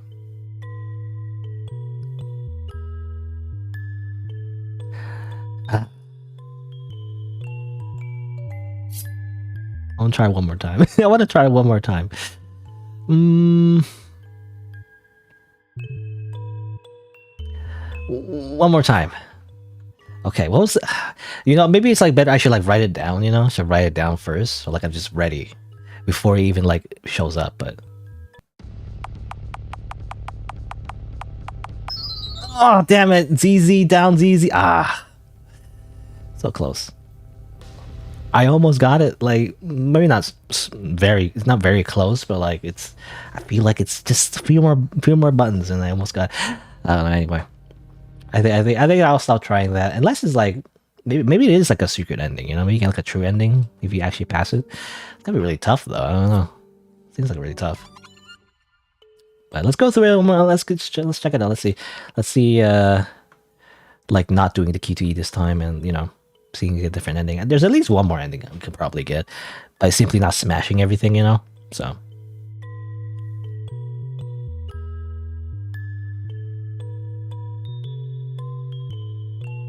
What do you say? All right.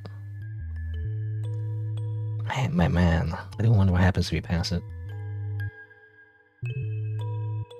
They're like practice or something, you know? You gotta like practice every day. Increase my Q to E speed and memorize it until like it's muscle memory. Alright, well, we'll just go through it again here. So we went through this part already. We just learned about like her kind of like her backstory, how she ended up here in the first place. She was about to be sacrificed by her kingdom because for some reasons like her position and power or whatever got twisted into her like being sacrificed for like prosperity of the kingdom somehow. I don't know. It turns out, you know, the ritual was interrupted and she was kidnapped, which in a way, even though it's normally a bad thing, she gets to live, so...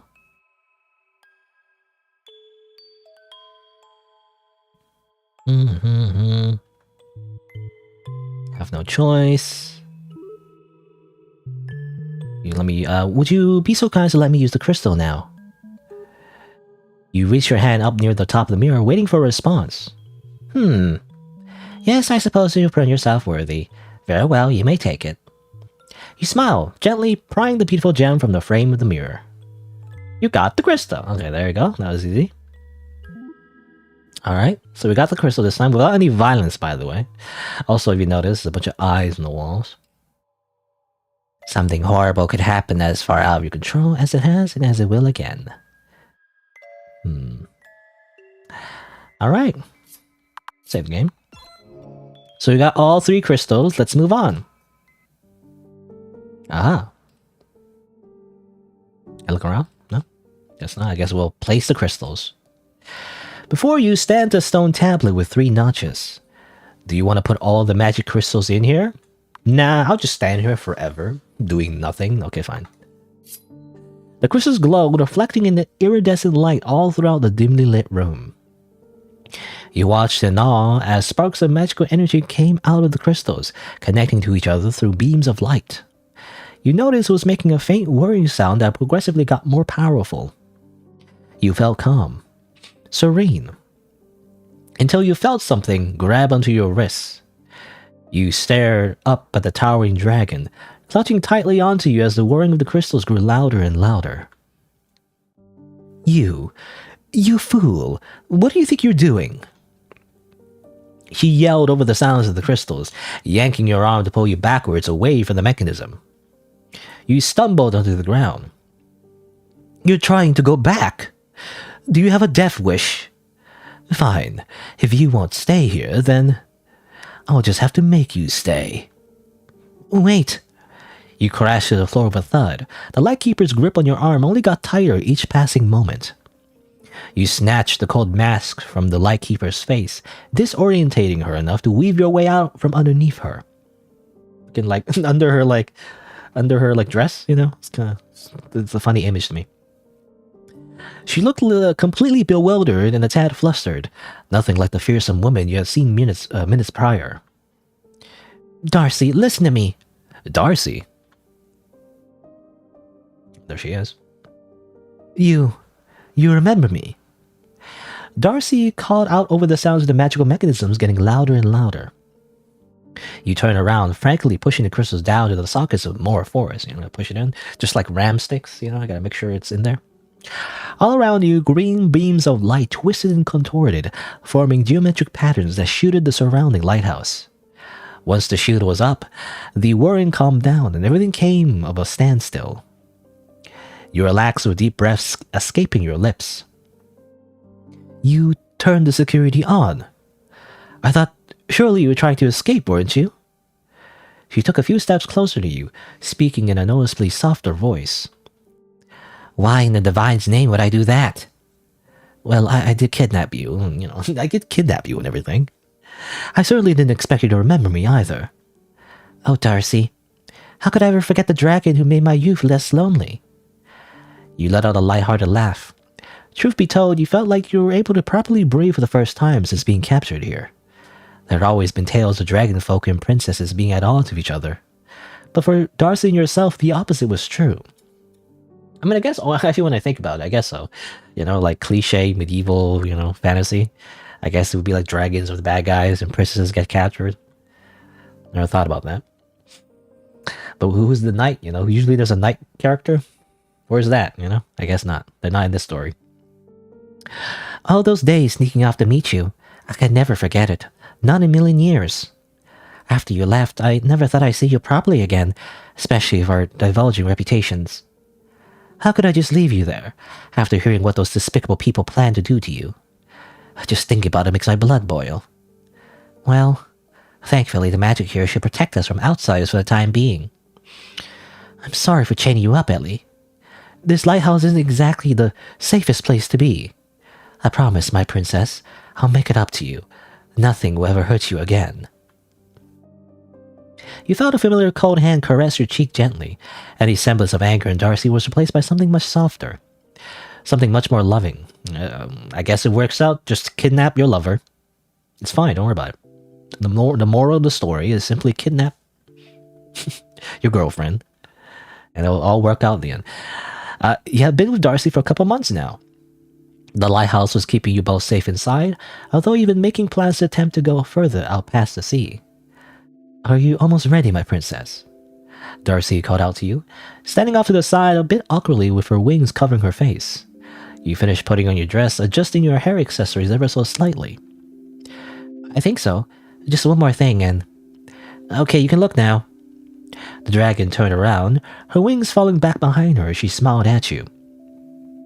Smooch? My darling, you look just as beautiful as I'd always remembered you.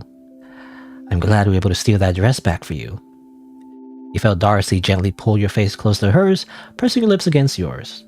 The feeling always gave you a spark always give you a spark, like an electric current shocked your entire body the second your lips connected, only to melt away into the happiest of feelings imaginable. You smile as you pulled away from Darcy. Truthfully, you're much too kind.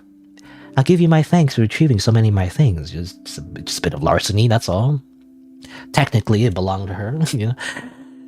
Like, you know, just break into, like, the castle and everything. Like, just, you know, kill a bunch of people, just take her stuff back, don't worry about it. You looked out with a sadder smile, thinking back on everything you had to leave behind at home. All the people you loved, all the possessions you cherished. It is really no problem, I assure you. One day, I'll take Lumion back from its horrid rulers, and we will become the new ones in their stead. No more terrifying lighthouse, no more darkness, no more pain or suffering, for you or for anyone undeserving. Anything and everything you could ever want will be at your fingertips. You look back up at the Lightkeeper, who is holding you as if you're the most precious thing in this world. I think I already have everything I could ever want, here with you. That's so cheesy. Sure ending. Alright, that's the lesbian ending anyway. that's like the make-out ending. Alright, well there you go. So yeah. That's the video game. And again, like, I think there was also, yeah, the Rain Era. I'm not familiar with that person, but they also made music for this game. But yeah, it's mainly made by Smile Straw Bunny and Kathinka, I believe, which are two developers I'm familiar with. There you go. I mean, obviously that's the, like, old, you know, happy feelings ending, but obviously I don't want that. I want the other endings. Assuming the store page isn't lying, there is 5 trait endings though. So I only got 2. I only got, like, obedient and misguided. What are the other traits? Are they the same trait? Maybe? I'm not sure. I don't know how it works. But, well, let's see. So, we got the true ending. This was the 3 bad endings that we got. So there's only 3 endings we need to get, really. Only 3 more. And obviously when I eventually, in like a million years, edit this and put it into like a video, I'm probably going to put the endings in order, you know. But I don't really know how to get the other endings, though.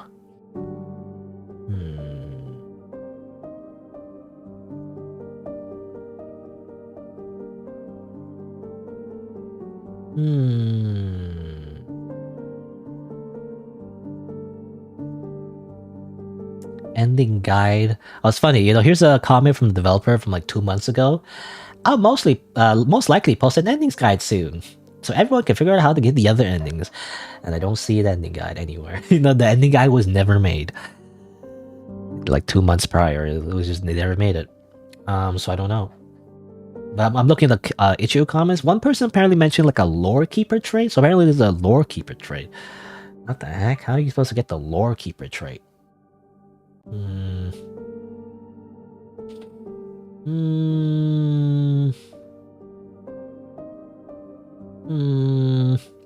Lore keeper. I'm assuming lore keeper means like you gather all the lore, I guess. So I don't know how that works. Like you read all the books somehow? How are you supposed to do that? I don't know. I don't know how that works. Maybe you can reload, maybe. Let's reload. So let's reload, like, I don't know, follow 3 again? Where could that be? Like, again, you gotta read the books, maybe? Lore keeper. Maybe it's like simply interacting with everything, you know? Multiple times, possibly? Not sure. Oops, I just want to do that.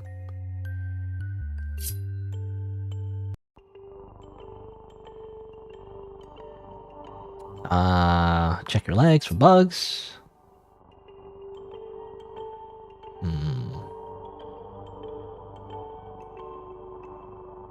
I feel honored. To be considered beautiful enough, people want to honor and preserve it. As eerie as it is, I can't say the idea isn't at least a little flattering. You know, it's kind of weird, though. I don't know. I mean, that's what people do in funerals, actually, and at least in casket funerals, you know? At least in the traditional, like, Christian kind of funeral, I guess, or Western type funeral. they would pump your corpse full of like chemicals so that it would preserve your body, right? For the ceremony. So by the time you see the body when everybody's gathered, like the corpse is just full of like, you know, weird chemicals inside. Like all the blood is like pumped out and all the organs, or like most of the organs anyway, are hollowed out, you know? And then they just pump you full of weird like fluids. I forget what you call it. I don't know what kind of chemical it is, but it's some kind of chemical that, you know, makes the body like all stiff, I believe. And, like I think they do a bit of makeup as well, you know, to make the corpse look a little like presentable.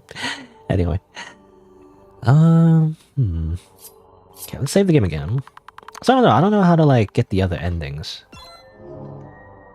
I guess to read that. Can I read this again? Do you dare to fish out the key? Do you dare to fish out the key? Do you dare to fish out the key? How about I don't do that ever? Okay, fine, I will.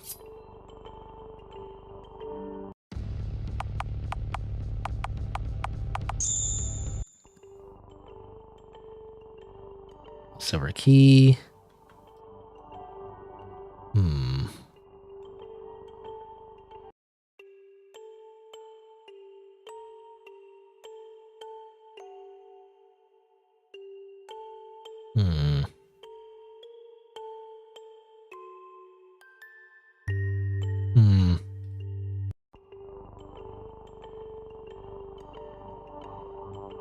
Aquarium below. Though I don't know, yeah. She mentions that, by the way, after you see the aquarium, but like it doesn't seem to do much. I don't know if it affects anything. Look at this again. Potted plant. Window.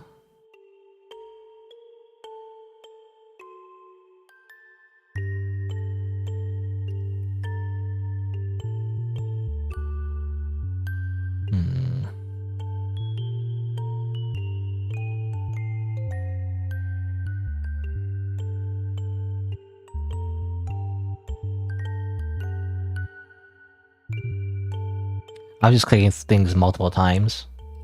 See if anything happens. But it doesn't seem like it. Oh.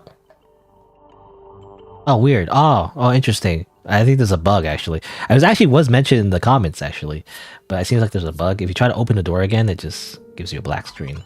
Randomly. It's kind of weird. And I don't know if it matters, but I'm gonna, like, go through the dialogue again, just to see if that affects anything. Apparently, you're supposed to get some kind of trait. It's based on, like, there's a trait system, which is weird, to be honest. But, like, but interesting, but still kind of, like, obscure. Some kind of like weird trait system. Like if you get like a particular trait, like doing the particular actions multiple times, seems like you get a particular ending, but I don't know how to do that, you know? Silver key. I mean, I guess we get the silver key to like go downstairs.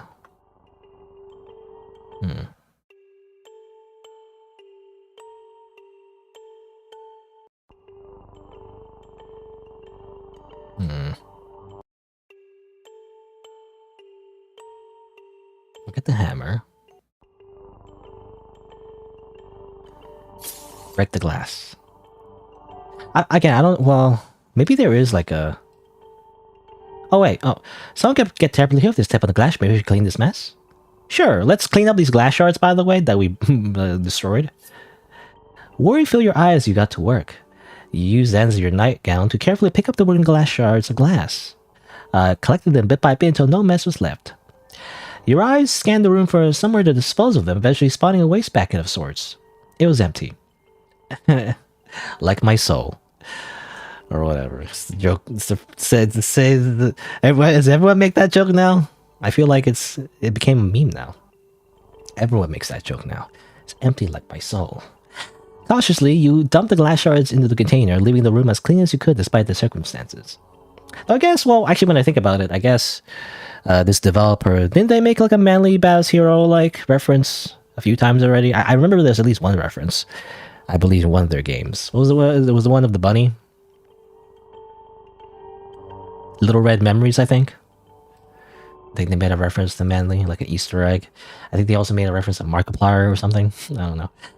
Anyway, you let out a sigh of relief. You look proudly at your work. Now, no one will get hurt. Great. You gained the trait kind-hearted. Oh, that's interesting. Huh. Kind-hearted. Alright. By activating the Manly Easter egg, we get the kind-hearted trait.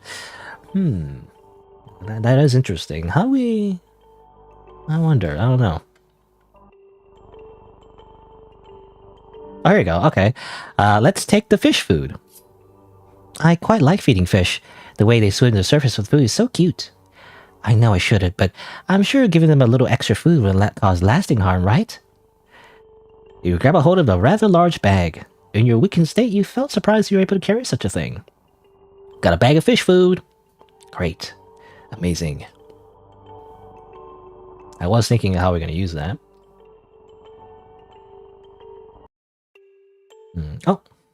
Moving on to the next room, you pause in your tracks. Two voices can be heard, arguing. What do you mean she's missing? I don't know. Forgive me. She turned into a dragon. Rawr. Interesting. Wait. There's a choice here. Let us intervene to save that servant. You know, he didn't do anything wrong. Wait, stop. You called out on pure impulse, immediately running and getting in between the poor darkfolk being and the Lightkeeper. The latter of the two looked taken aback. Despite not seeing her eyes, you could tell by the way her jaw dropped suddenly that she was shocked from this development. I'm the one you want, right? Please don't hurt anyone. You pleaded, looking up at the towering woman before you. You relaxed ever so slightly as the Lightkeeper's form slowly turned back to what it was moments before. Even if the sound of her cracking bones was still rather unpleasant. She silently stood over you, her expression unchanged. The tension in the air was deadly thick. You, go, she commanded, looking over at the servant you had just saved. The dark folk looked over at you, then the Lightkeeper, before scurrying out of the room. You looked up at your captor with a nervous expression, wondering what she was plotting next. She looked down at you in turn, leaning forward in order to meet your gaze in a more leveled manner. How did you escape? The chains were worn. I noticed one that looked frail and worked away at it until it broke. My sincerest apologies. Sorry for like breaking these chains that you used to like kidnap me and everything. Or like imprison me. A silence fell between the two of you. It was just awkward. You turn yourself in. Why? Are you stupid? Are you an idiot? You were gonna hurt them. You throw away your freedom for the sake of a creature you know nothing of. I hate to be the reason behind unnecessary violence. I've had my fair share of that already. You wanted to back up, but the taller woman only pulled your chain closer to herself. She stared into your eyes for what felt like an eternity before slowly letting go, standing upright. Her hand outstretched itself to you, making a gesture like she wanted you to put yours on top of it. You complied, hesitating ever so slightly. Well, if you comply with my wishes, then I'll do my best to comply with yours as well. She sandwiched your hand in between hers. You couldn't help but notice her wings stretching themselves around you in almost protective fashion. For a second, you wondered if somehow your act of kindness had charmed your captor. She was so menacing moments before, but this wasn't like anything you expected. Come now, I won't be letting you out of my sight. Not after that stunt you pulled. She guided you out of the room, your hand in hers, her wing gently pushing you forward. You were utterly confused. Yet you went along with it.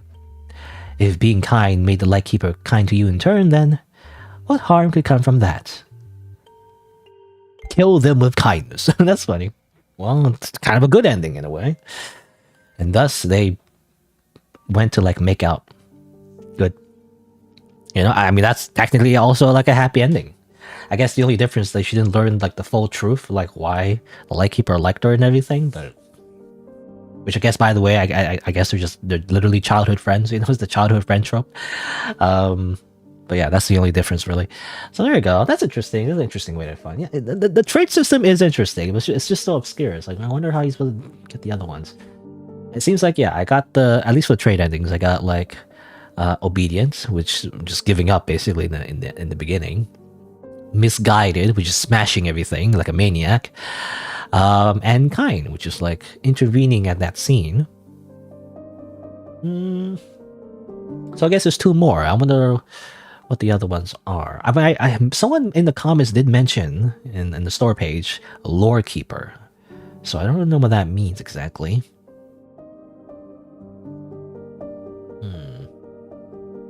I don't know.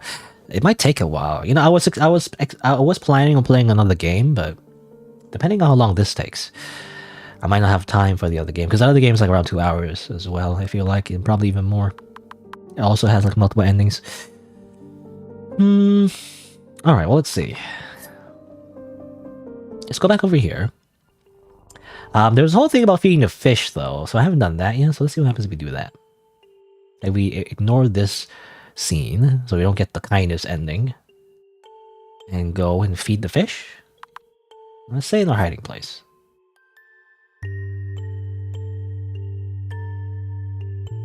Okay, there we go. Creak, creak, creak. Creak. And then over here. What could this lead to? I don't know. Save the game. Alright. Also read this. Again, I'm thinking Lightkeeper has something to do with like reading stuff, or you think, right? We did read this before.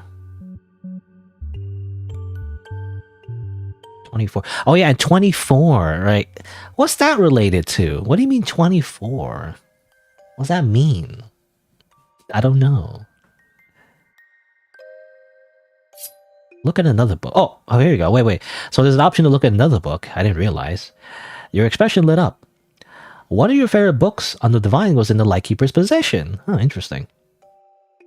A familiar sight comforted you as you opened the book. Wait, these footnotes, this is my handwriting. Did they take my book when they kidnapped me? You skimmed over the text. The Divine has intervened in mortal life only once, blessing the king of old who passed down this blessing through his family tree. The king always referred to this gift as the Enlightenment. Not only has it been recorded that those with the Enlightenment possess the ability to create blinding amounts of bright light, but it appears it affects each member of the royal family differently. Or it affects, yeah. A text taken from the King of the Old states that the light guides our path and makes us able to see that which is best for our people. We all have the capability to see so little without light. Our eyes are not well adjusted to darkness. The Enlightenment provides me and my kin the ability to see possibilities which others cannot, guiding them through the unfamiliar and providing safety. This is one of the most famous explanations for the Enlightenment, with many philosophers and scholars having varying interpretations of any and all implications. The most popular theory to add on this statement is that the Enlightenment was a gift from the Divine in order to protect the Kingdom of Lumion from the evil darkness of the shadows and other dark folk. Your eyes darted to your handwriting scribbled underneath. Light is nothing without shadow. These two things work together in harmony to create a picture. The absence of one impairs visibility for all. You sighed, closing the book once more. As much as you adore the depth this author put into covering all the bases, you couldn't help but feel frustrated whenever someone used the Enlightenment's existence as proof that those who roam in darkness are evil incarnate. Your whole life has been dedicated to understanding the Divine and the Enlightenment, and you will continue to dedicate yourself until your dying breath. I got Lightkeeper. That's interesting. Amidst your frustration, you saw something etched in the back of the book you didn't recognize. Number 03 was written in your handwriting. It looked so different from your very own. For a moment, you thought back at the note in the bug closet. Could it be? Wait a minute. Hold on. Save the game. So, what are the numbers again? 24 and 03, right? So you said to look back here. So what's this?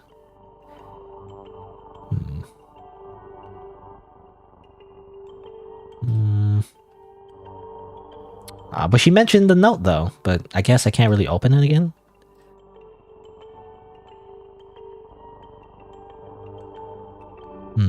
Oh, you'd be a rare collector's item, that's for certain. Oh, that's interesting, the dialogue option.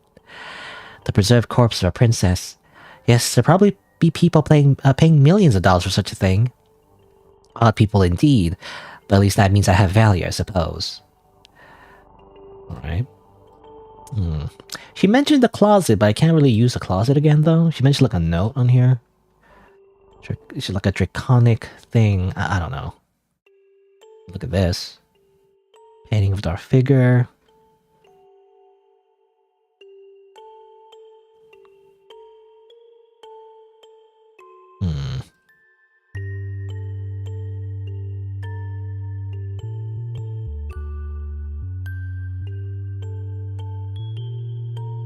Oh, hold on. We don't want to use that option that freezes the... That, soft locks you, actually. So I don't want to do that. I'm thinking, like, maybe you have to... Well, you can't do that, though. But in order to proceed, you need to have the silver key from the closet itself. So you already act... I don't know. I don't know.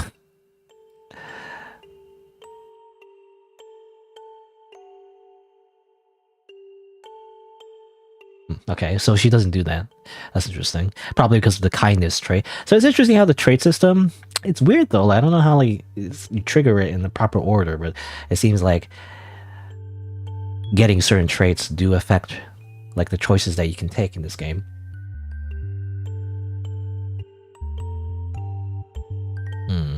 But she mentioned the note in the bug closet, though. But, like, we can't really do much with it. It's weird. Anyway, I mean, I guess I'll save here again. Stir on the floor, stir it in the rest. Reach my hand in.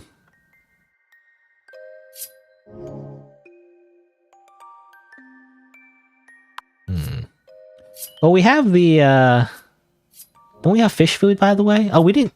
Huh, it's not here. Weird. I thought we had fish food.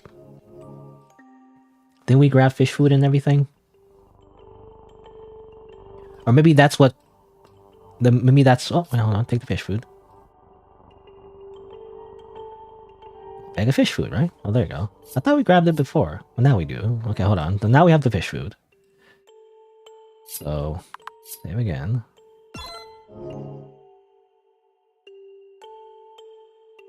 I want to feed the fish, you know.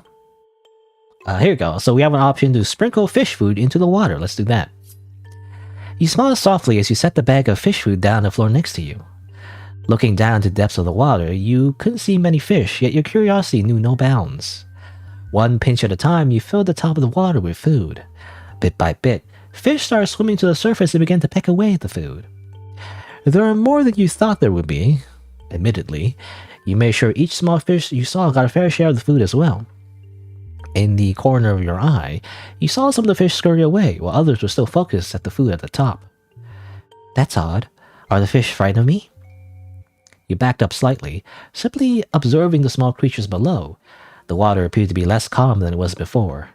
Swaying more and more with each fish focused on getting the last piece of food falling into the water. You noticed how it looked to be getting brighter inside the tank, only causing more confusion. Suddenly, a big splash of water caused you to jump back. The brief sight of teeth as gigantic as your very form filled your vision. As fast as it happened, it ended. The fish you were feeding had become food themselves to a much bigger, much deadlier creature. Oh, whoops. Oh my. Your heart ached for the poor little fish, however. You were quickly snapping at your thoughts when you saw something rise out of the surface of the water. Resting on top of the wet, slimy, organic surface was a crystal, glistening in the darkness. You shakily reached out for it, taking it in your grasp. Thank you, you whispered as the gigantic, slimy creature went back in the deep depths of the water. You got crystal. Amazing. That's another way to get the crystal. Simply feed the fish. Again, I do wonder, because we didn't have the option last time, so I wonder, you have to have the kind trait to do that, I guess. Though I'm not entirely sure how the flags work. It might also be bugged, I'm not sure. Anyway. So we got another crystal. Again, I want to see, again, I feel like this is a glitch, but I guess, well, it does look different. I don't know, whatever. Maybe I was wrong about the whole, like, anglerfish having the crystal on top of it, like, being different, I don't know.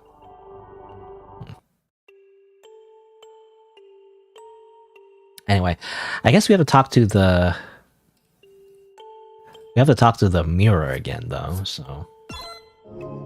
And I don't know any differences in dialogue.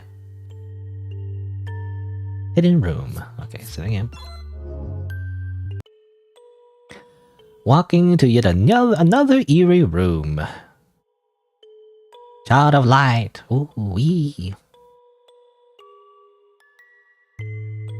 Perfectly sane.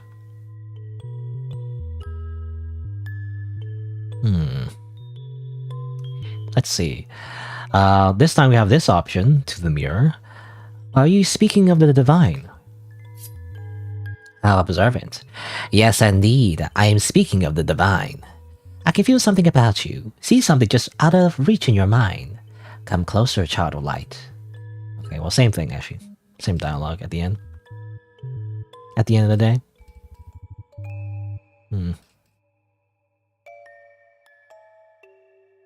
No other option. Okay, well...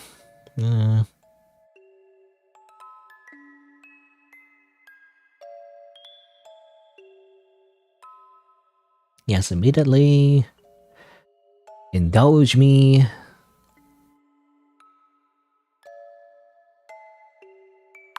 Yeah, think about it. Is there a different option? Can I just take the crystal? Come on.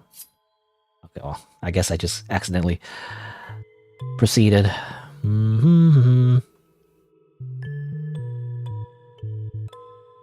Trace the bows.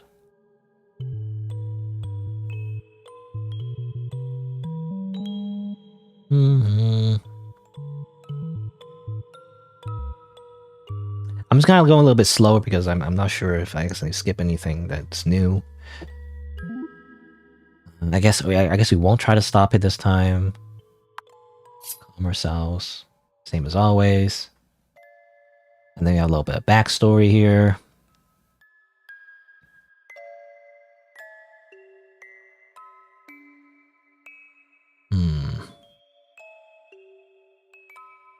Invasion of dark figures. Bunch of people died. Stumbled backwards. My apologies. This merely was yesterday. It just happened just yesterday.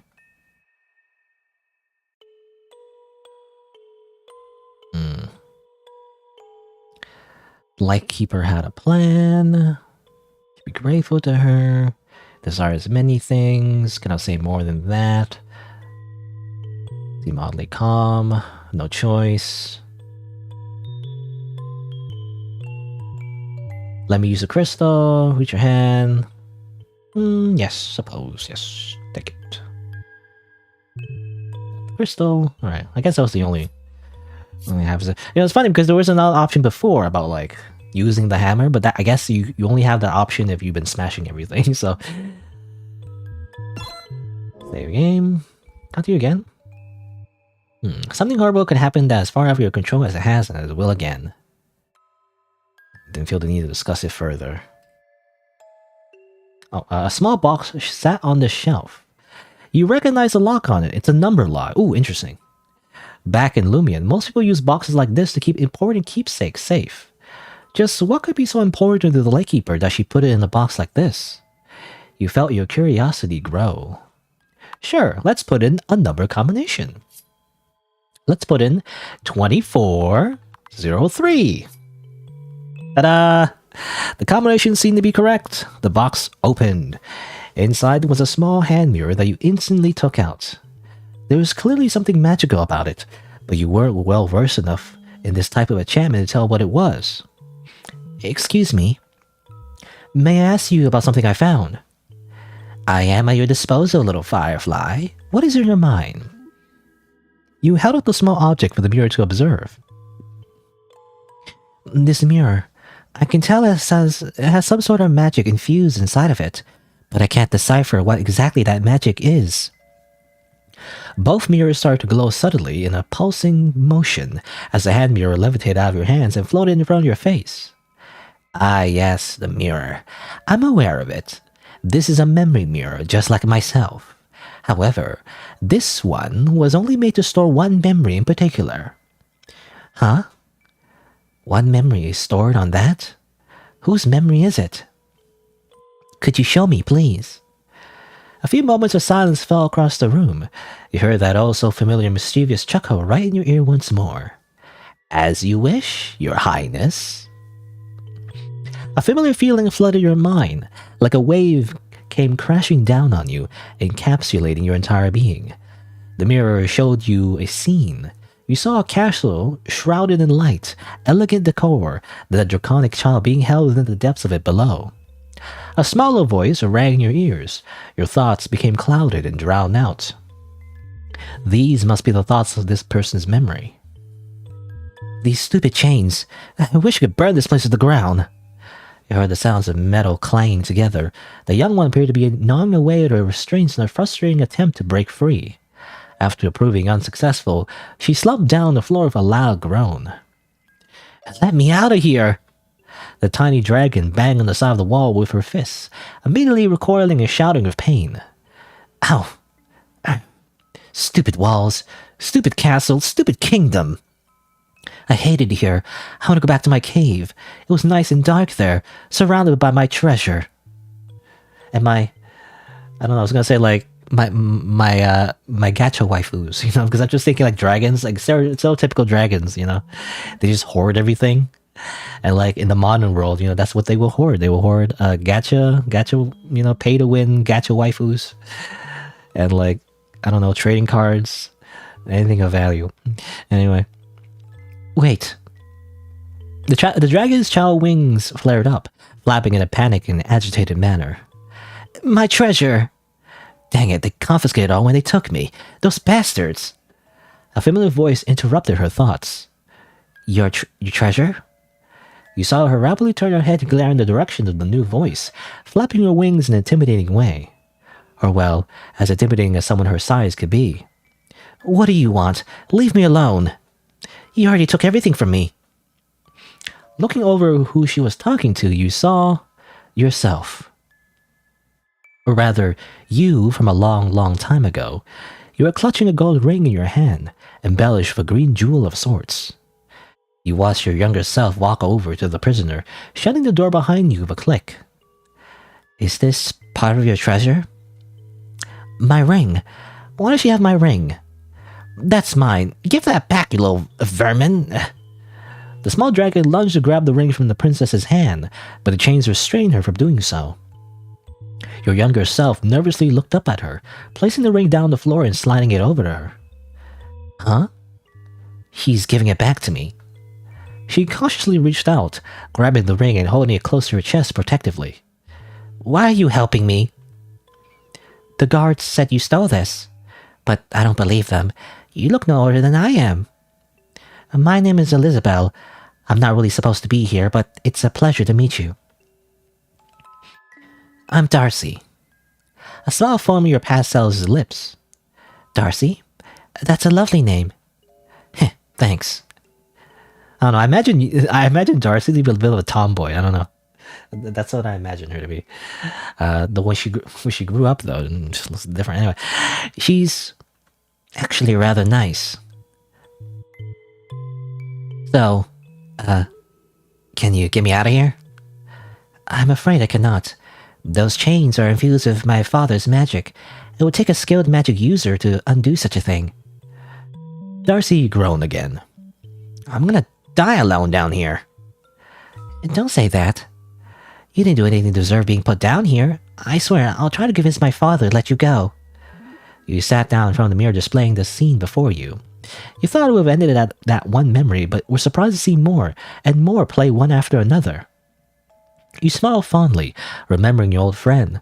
Every now and then, her internal thoughts would surround your mind, making you chuckle. You know, this is like basically like reading her diary, you know, in a way. It's like a magic diary. It's beaming her, like, you know, her thoughts, or her old thoughts right into your brain. You remember Darcy. How could you ever forget her? Your father had ordered for her capture after finding her alone in a cave. Something about that never sat right to you. In Lumion, dragon folk are often regarded as chaotic, dangerous beings. You know, they're very rebellious. They, I don't know. I can't think of something. Like, I'm trying to think of like something like I imagine like You know the Japanese anime trope, you know, like Japanese high schoolers, like girls in particular that wear masks and then they have baseball bats and they wear like really long skirts or something and they literally sit in this way, right? What do you call them? I forget what you call them. Yankees? That's not right. I don't know. Like delinquents basically, but like female delinquents in particular. I can't remember what the word for it is, but no, that's just what I'm thinking of. Anyway. They're like chaotic because they're like rebellious, you know, high schoolers. It wasn't out of ordinary for the soldiers to capture one on sight. However, even as a child, you didn't believe that to be true. Not one bit. You never had much company around your age. When you heard of the dragon girl they captured, probably you didn't even care if she was guilty of a crime or not. You just wanted to meet her. You lost track of time as you recounted your past with Darcy. Ellie, what are you doing? Cut that out, damn it. You're gonna get in trouble. You observe your younger self holding a book of spells, taken directly from the King of Lumion. Chanting the words faintly, you didn't stop for anything, even with Darcy protesting. The chains holding your friend dissolved into specks and sparkles of bright light, until the chains became no more. She looked down where her restraints used to be with a baffled expression. You really did it. She saved me? But she stole from her father to do so. Who knows what he'll do? Hurry, you have to get out of here, before they find you. Wait. Come with me, I can protect you, I swear it. I can't. I have people here who rely on me. One day, I'll rule over Lumin myself. And I'll make it a safe place for you and your people. That I promise you. Ellie, no. Your younger self held something in her hands. Placing into Darcy's with care, you recognized the small bows. They were the same ones you were currently wearing in your hair. Please, just don't forget me. You frowned once you heard a familiar noise, your father calling out your name from the floor above. You must go, quickly. I'll come back for you. I promise, Ellie. I won't stop until I become powerful enough to find you again. I'll become like 7 feet tall, like Dami Mommy. Anyway, so much running. Ellie, your smile is bright enough to fill the darkest corners of the world of sunlight. You're my salvation in that prison. When I look into your eyes, I don't feel like the scared child I was, but the woman I must become to keep you by my side. I want to let these selfish desires overtake both our spirits. I laid the world to fire and ash just to keep you smiling. I promise, I'll come back for you. You stood up from your spot, watching on the floor, gently stroking the image of Darcy in the mirror before it faded away completely, leaving you alone to look at your reflection. Ellie. Turning around, you recognize your old friend, only older and more powerful. She's like, you know, level 99. She like grinded XP, you know? This Lightkeeper, you had your suspicions it could be Darcy before, but now you're more certain than anything. You weren't sure how long she'd been standing there watching you, but judging by her expression, she appeared like she'd been wanting to say something for a long time. You're just awkwardly standing there. You smiled. You came back for me.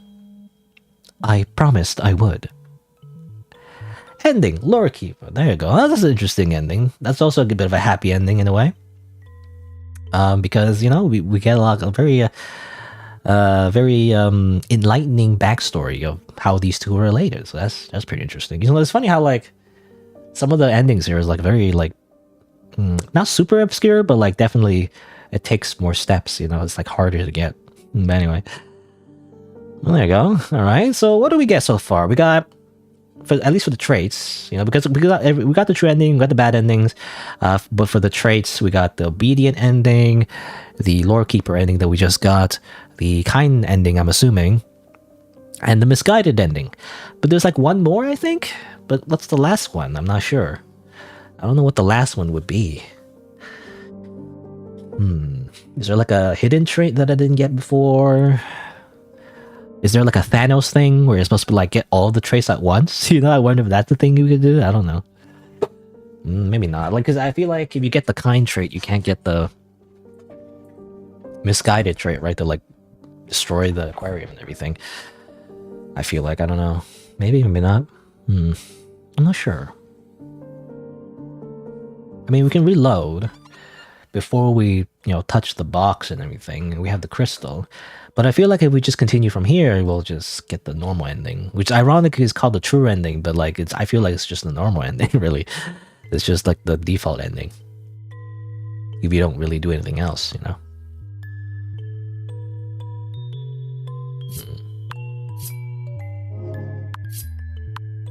Obedient, kind-hearted, lore-keeper. Again, I wonder if you get maybe all the traits at once. Is that something you can do? I'm not sure.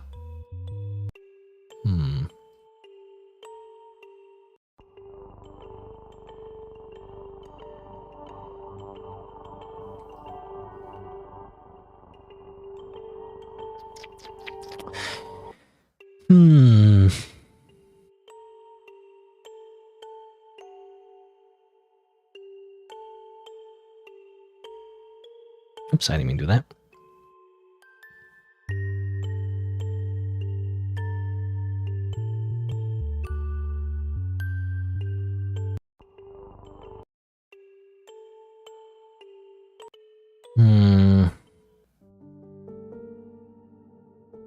If we place it here, then... I don't know, let's see. No. What if I say no? Nothing happens, I imagine. Okay. I feel like if we place the crystals... Like, there's nothing to indicate to me that anything different would happen. Or I'll just get the normal ending again.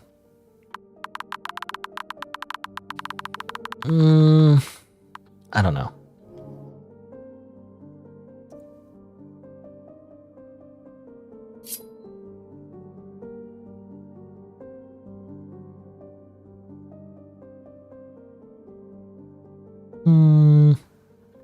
Darcy, listen to me.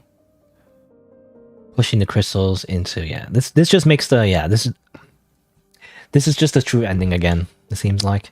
I do wonder, though, because it says in the book how, like, you can also turn off the security system. So, like... I wonder what happens if...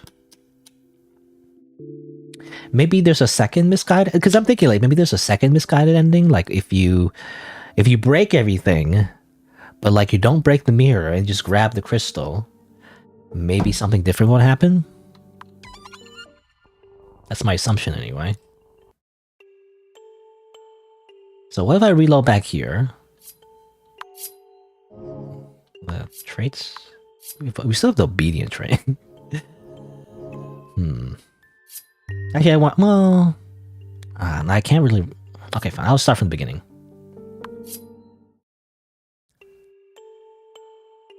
Because, like, I wonder if having other traits might affect the ending as well. Or maybe you should get all the traits at once. Oh, I think it came back. How strange. I think it came back.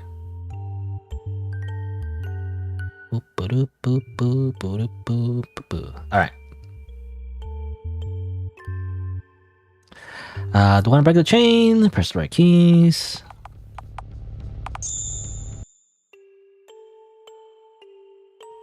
And then get rid of this.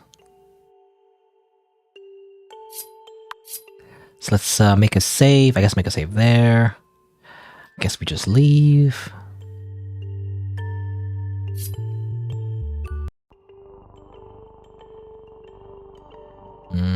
So what? Why not? None of it matters. I'll just smack the insects, the invisible insects.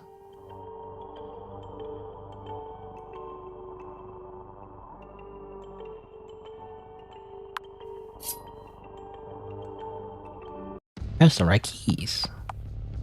Oops. Oh. Not interesting. Because I'm trying to, like, I'm trying to rush past it, so if you do press the wrong thing, it does instantly activate the fail state. It's interesting.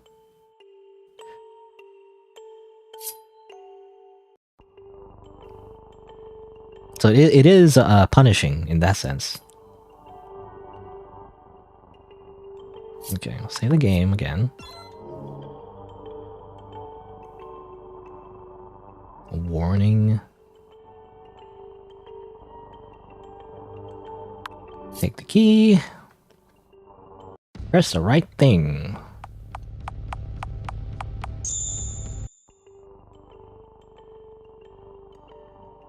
Go here. Grab this. Grab the hammer. Alright, so this time, let's smash everything again. Let's just smash everything again, by the way.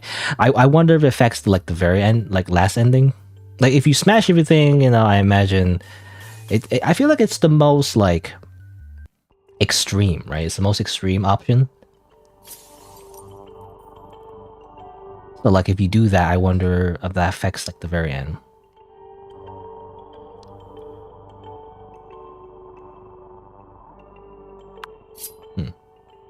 Oh, I don't have a light source. That's why I didn't grab the candle. I'm trying to speed run.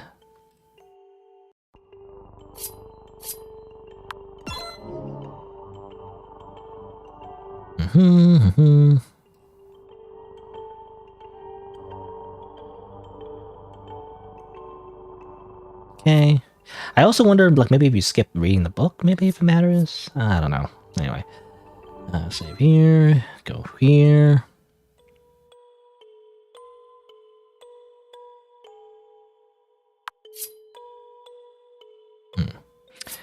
Making the save.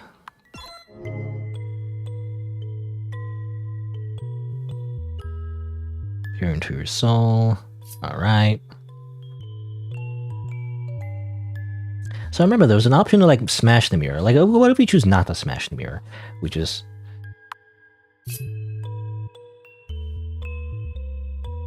Because if we smash the mirror, you get the misguided ending. But what if we just grab the crystal and just leave?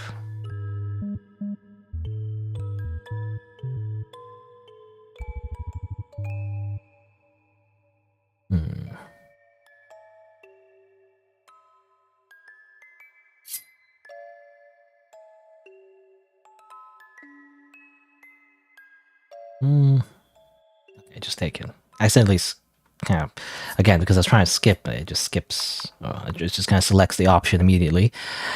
I'll just save there. So I wonder. Oh, interesting. So you don't have the Lightkeeper trait? You don't know how to unlock that. Anyway.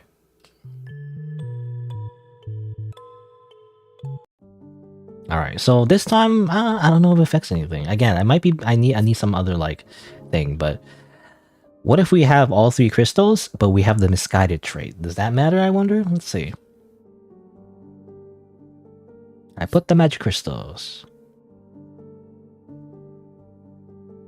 Okay, felt calm, serene. You fool. You fool. Trying to go back. You have a diff wish. Make you stay. Snatch the mask. Darcy. I feel like if she remembers her, then you just get the normal ending again. Okay, it's funny because it seems to imply that you can turn the security off, but I feel like that's not a thing. I guess I'll close it. I don't know. I guess it's just another trait that I need to get, or maybe get all the traits. But I feel that doesn't make any sense.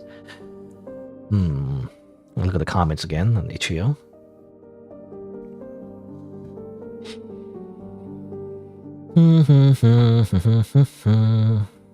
I could do the thing that I always do and look at the actual script of the game. Go into the code.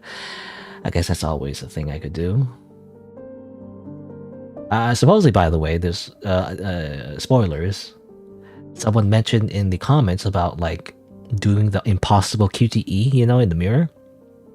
Apparently, someone actually did do that with a script, but they didn't nothing happened basically. So apparently, nothing happens if you do that anyway. So that's not a different ending. It seems like.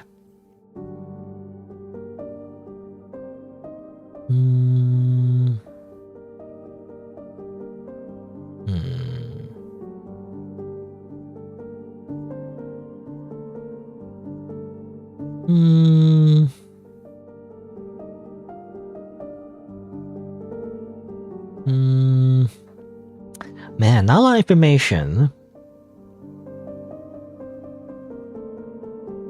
I mean, there's, well, I guess I could just, I feel like it's cheating, ironically, even though it's like the same thing as just simply looking at the game code. But like, there is someone who made a playthrough of this game. It looks like they did get all the endings, but going through the video, it feels like cheating. It doesn't feel right. I'd rather do it fair and square. That means like looking into the game files, you know, even though I feel like that's also cheating. Hmm.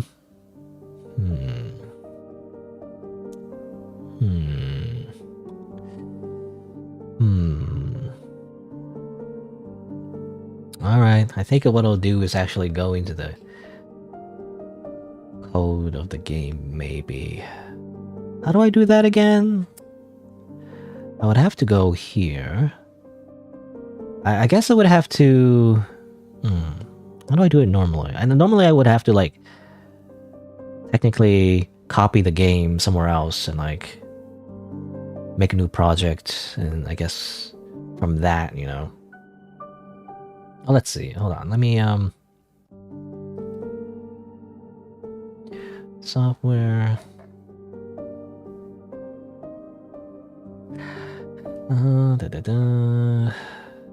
It also depends on which engine this game is made. It's obviously made in RPG Maker, but like which RPG Maker? I guess that's not something I confirmed. I'm assuming it's just simply one of the RPG makers. I don't know.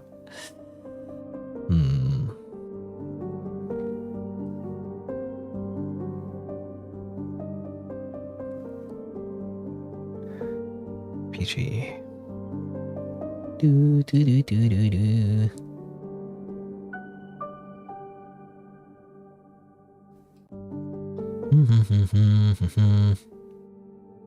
I guess I'll make it make a new folder. I guess Lightkeeper. Again, this is the part where I take out when I edit the video, assuming I will, but you know.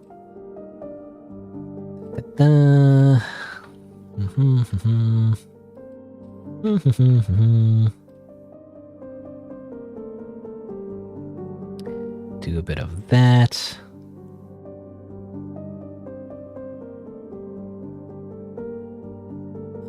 And then go to video games over here. Lightkeeper.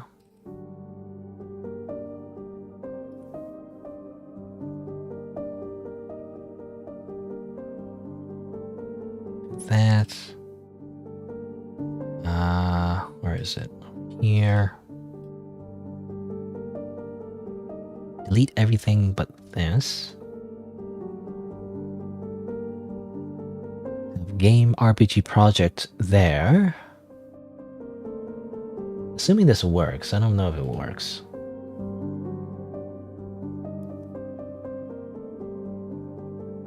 Can't see any of this, by the way.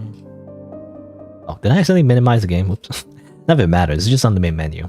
It's just ambience, really. Software.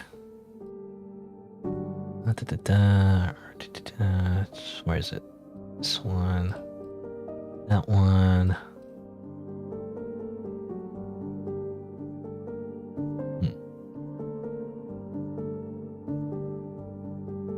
Oh.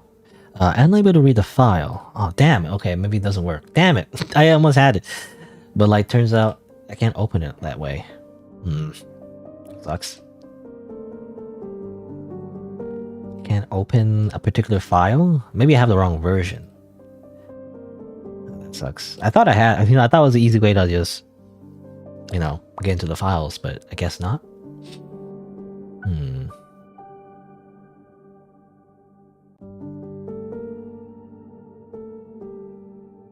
Can I just open...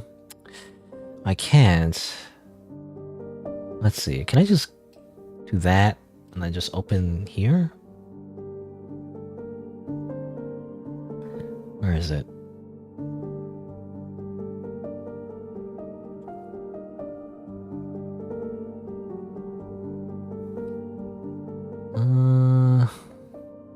Gosh, too much stuff. Lightkeeper RPG Maker.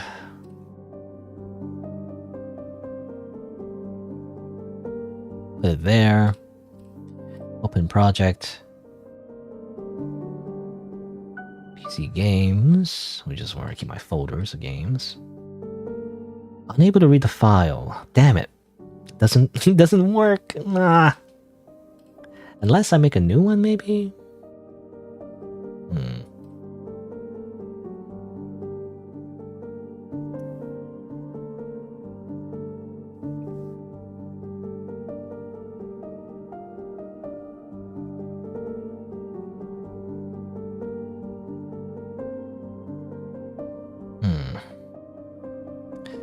I'll need to do... Let's see.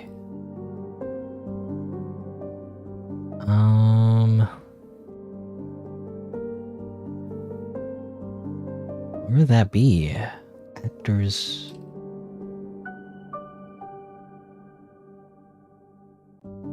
Just JSON files, you know? Actors JSON file. Well, that doesn't work because that's different. Oh, I'll make a backup there.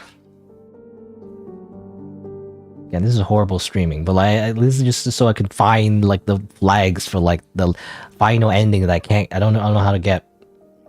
It happens every time. Not every time. I always say every time as an exaggeration, by the way. That's not always the case, but sometimes I just say every time, even though it's not every time at all, actually.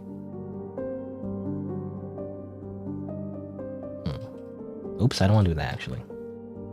It's the wrong folder. No, wait. Wrong folder. Put it over here. Put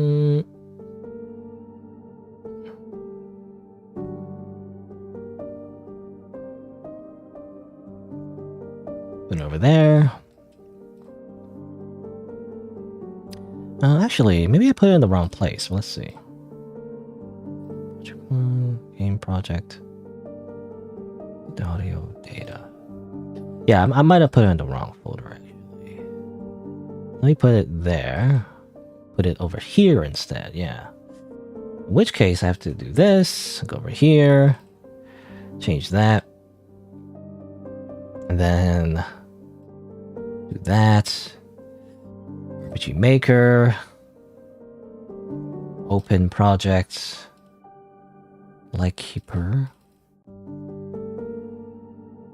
There you go. Alright. Should I even show this?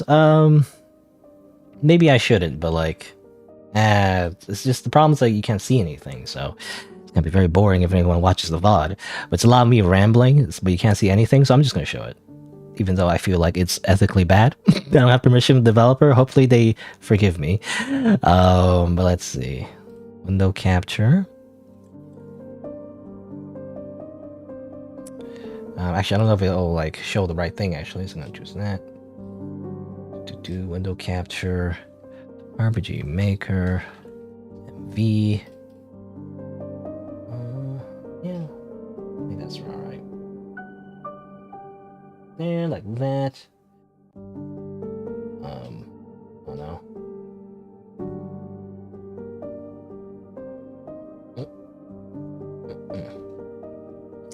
So let's see. This is what I'm looking at. I opened the game in RPG Maker, basically. I mean, it's very simple, really, even though it took me a while.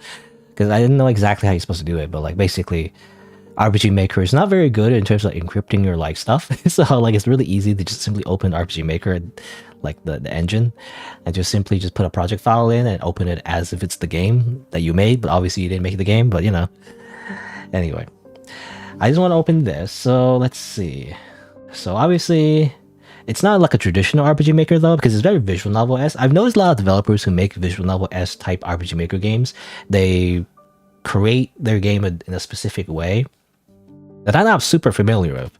But normally, you know, obviously in RPG Maker, you would like a top-down like RPG Maker, or RPG game rather, you would like make maps and everything. But again, in the visual novel-esque type game, it's not really like that at all. It's more like scenes. Anyway, so even though these are maps, they don't use it as maps, if that makes sense.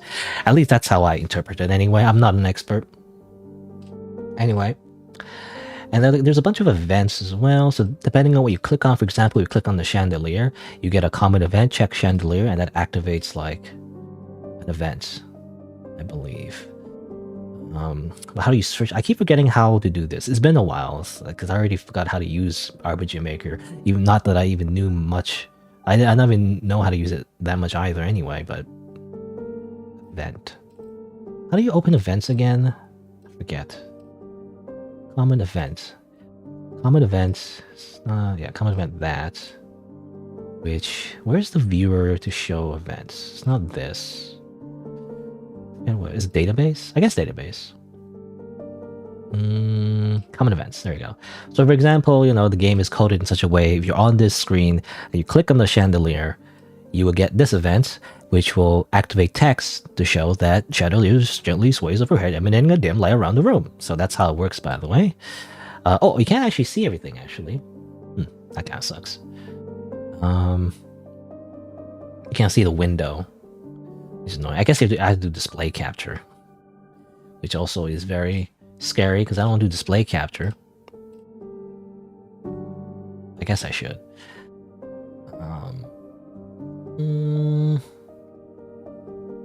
I guess I'll just do display capture. Because showing it like this doesn't really work because you can't see the windows that pop up. I wonder if there's a way to do that. I'm not sure. Whatever. Close that. I was going to do display capture. Again, for the people who randomly find the VOD and find any part of this interesting, I don't know. But I'm just going to do this. Hopefully don't dox myself. I can't even see that. It's like very... kind of like small. I don't know, whatever. So you click on that. Activates events. These are the events. Check chandelier. So, what I normally do, I check all these events and see what triggers their flags. For example, the obedient ending. Let's see. Well, this is just simply triggers, it seems like. Common event, Darcy happy. I'm assuming that's triggering different stances or different, like, not animations, but different art, I guess. I think that's what that is. So let me make it bigger. I'll put that away. Yeah.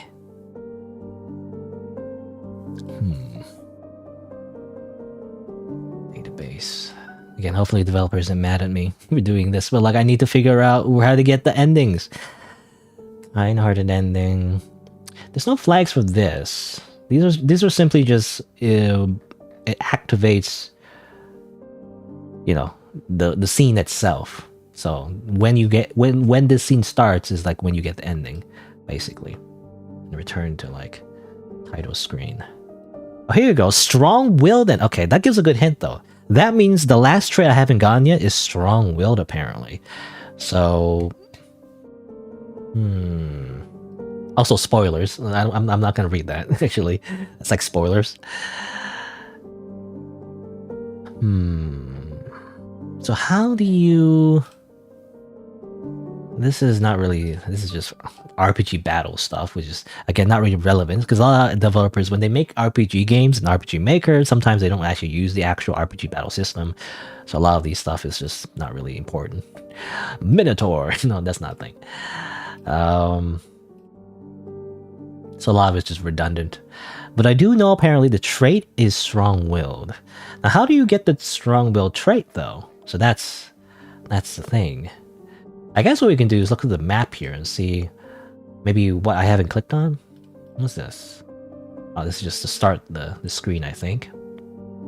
Any hidden things I haven't clicked on or something? Check crack. Wait a minute, you can check the crack there? What? I didn't know that. Check cabinet. Okay, so there's a crack here you can check. That's interesting. That's something I didn't know. What does that do, actually? Common event, check crack. Check crack. Check butt crack? No. Check crack. You notice a crack in the wall starting from the... It's funny, I'm just reading this even though it's like not in the game. Or it is in the game, but I'm reading it outside of the game. Upon closer inspection, you notice a few instances running high inside the crack. Okay, well that doesn't really do much. It doesn't trigger anything. It's just extra dialogue, it seems like. If you trigger a broken glass, If kind-hearted is off, if misguided is off, right? That's how you get that. How do you check? I forget how you check, like... Oh, I don't know. There's the hammer. Darkness. Check drawers. Mirror. Check eyes. Oh, that's interesting. You can check eyes? When I click on the eyes before, it didn't seem to do anything. Check eyes. Check eyes.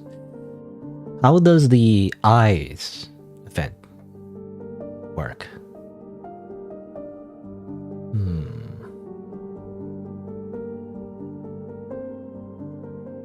Check eyes. Check eyes. If eyes visible and mirror room is on. Interesting. Oh, weird. I never got that like dialogue. I wonder if it's a glitch or not. Not sure. Wonder if it's like properly set, you know? Because I feel like when you click on, I guess if you click on the eyes, you do get extra dialogue. I think she just says like, oh, you know, has the walls always looked like this or something? That's basically it. I don't know.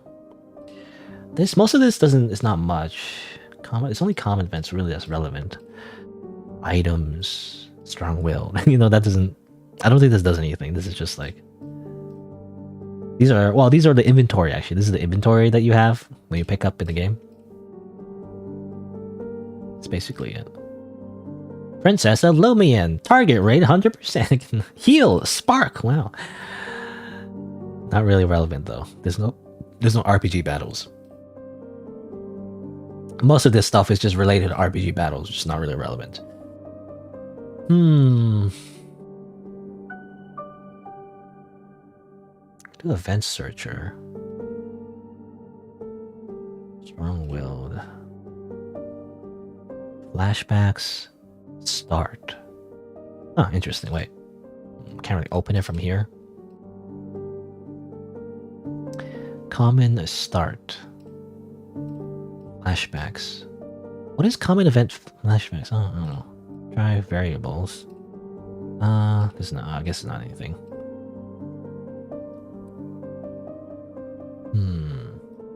But apparently strong-willed is related to these events.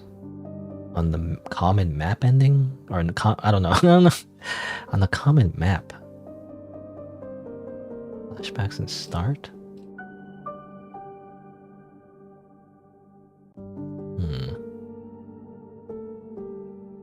It's nothing, I guess.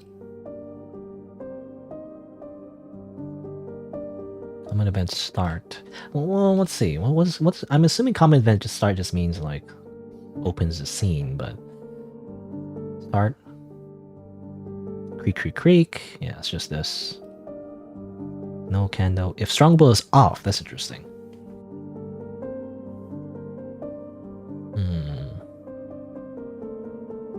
Interesting. There's a different choice if you go into the dark room, but you have strong will, apparently.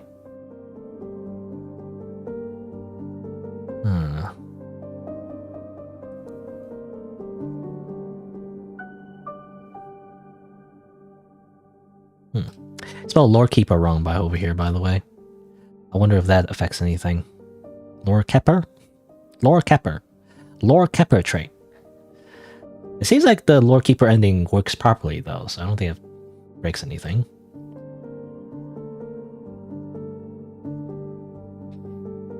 Strong-willed. But strong-willed, so how do you get the strong-willed trait? Like, the only thing I can think of... Well, let's see. So maybe it's like at the very beginning? Where you break the chains?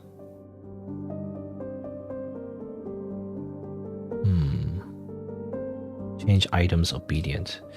Obedient +1. You know, it's funny. The trait system is basically items. So when you think about it, it's just basically... If you get the item itself, maybe, or maybe not, actually. Maybe it's not related to that. Control switches.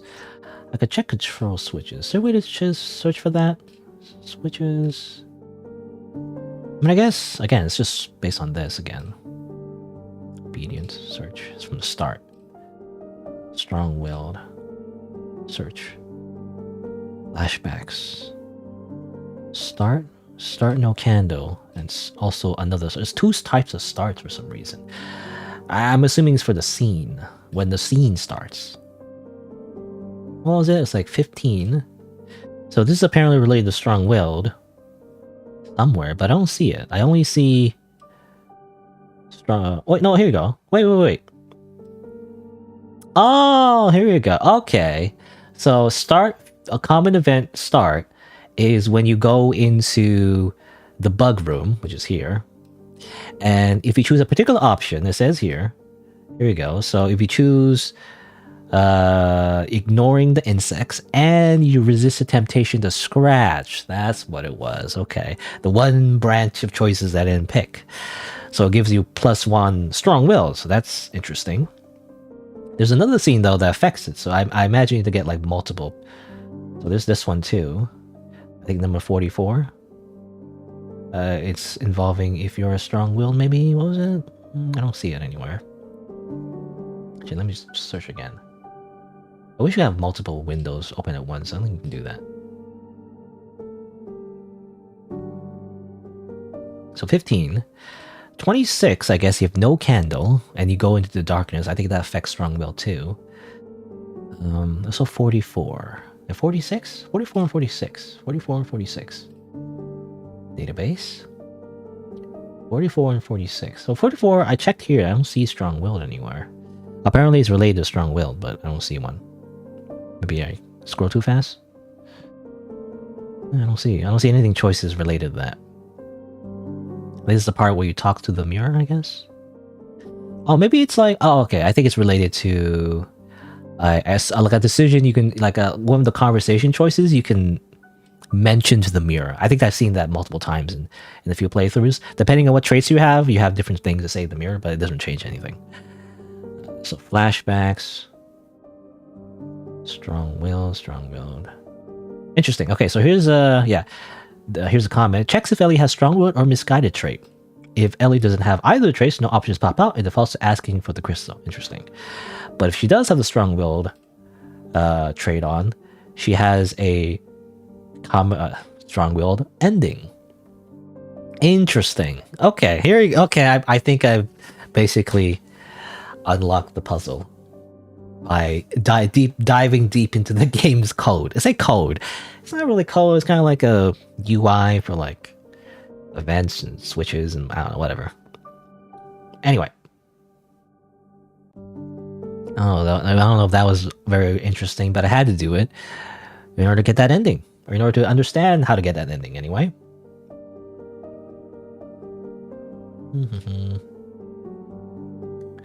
Did I dox myself? Just double checking. I had some windows open. I didn't dox myself, did I? I don't see anything that could dox me. Just opening my windows here, closing them. I don't see anything that could dox me. Anyway.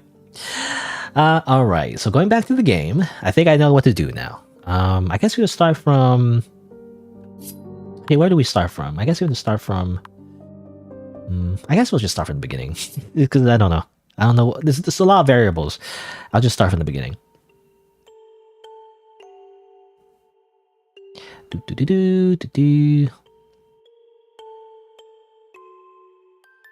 Break the chain, yes. And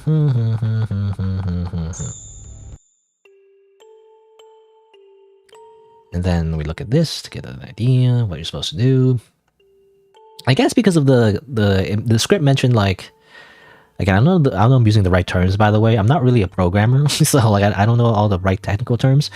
But I think the script, quote unquote, says there's a scene where if you're strong-willed and you don't take the candle, there's something different happens.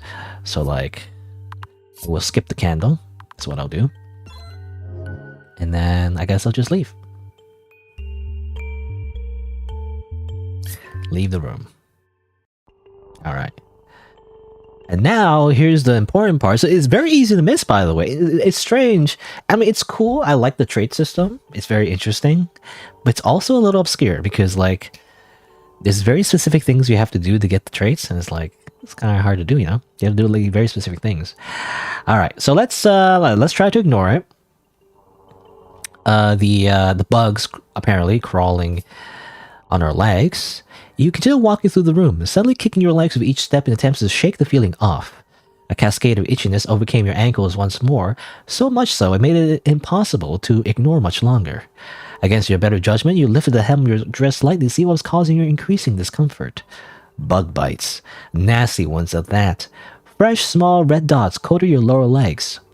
You can see them begin to swell before your very eyes. Yet there is not a single living bug to be seen. What in Light's name? How did this happen? It looks infected. I've never seen a bug bite spread so fast like this. It's so itchy. Itchy, like Itchios. Because that's how I pronounce the website. Itch.io, not itch.io. Itchios. Alright, so but let's resist the temptation. You know, when you scratch a rash, you know, it just makes it worse. Even though that's really what you want to do usually when you're very itchy. No, I'm better than this. I'm a lady. It'll only bother me more if I indulge. I'll just have to press onwards. There are more important things that need to be dealt with first. Then I'll take care of these gross inflictions. As disgusting as it was, you had to move forward. I got trait strong will. So there it goes, another trait. There you go. Save the game. It's the last trait we're getting, I think. Let's see. So what else should we do from here? I mean, I guess we just grab the key, right? Take the key. Press the right buttons.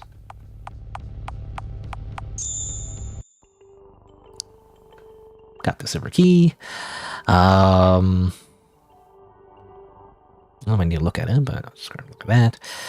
I guess we just continue the game as on. We continue the game as usual, I believe. So we just go down this way. You grab the hammer.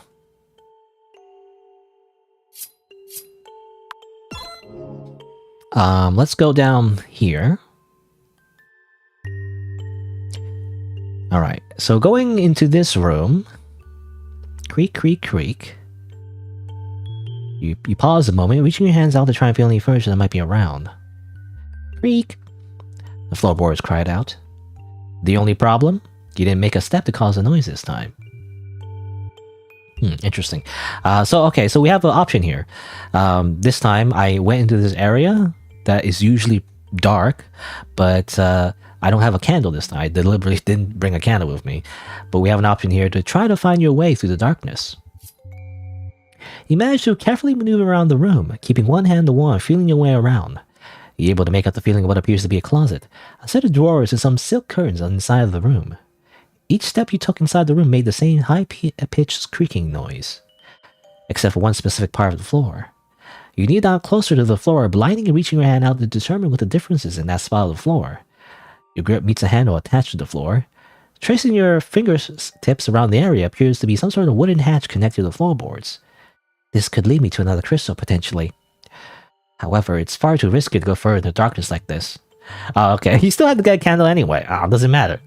You get some extra dialogue, but that's kind of it. And again, it makes kind of a bit of sense because if you have the strong will trait or whatever, you're just more courageous. But like, you still don't really, you don't really progress anyway. What's the point? But let's see.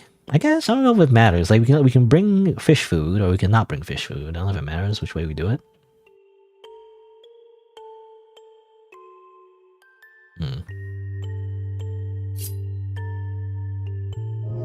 Actually, I forgot. Well, I don't know if it matters actually, but might as well just break this.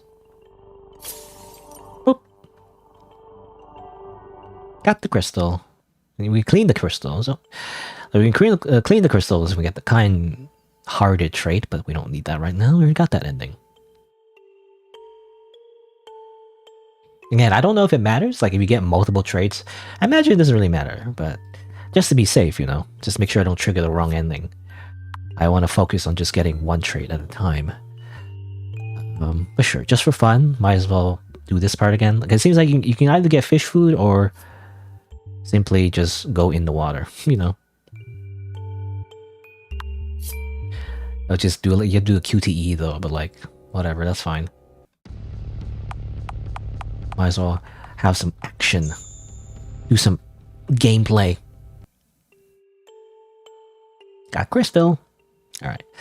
And then we interact with this. Save again, just to be sure. I'm saving with multiple saves, just in case.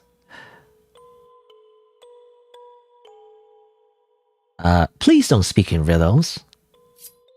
It's awfully rude to scare a lady like that. Show yourself. My sincerest apologies, Your Highness. A lady of your caliber deserves more respect than I have given, and for that I beg for your forgiveness. The voice continued whispering, although it had an insincere tone. You pouted with a discontent expression plastered on your face. I'm afraid, Princess, that I cannot show myself to you just yet. Could you please come closer into the light? I want to bask in your radiance up close. A low chuckle. Hee hee. Okay. Alright, so we have to do the whole mirror thing again.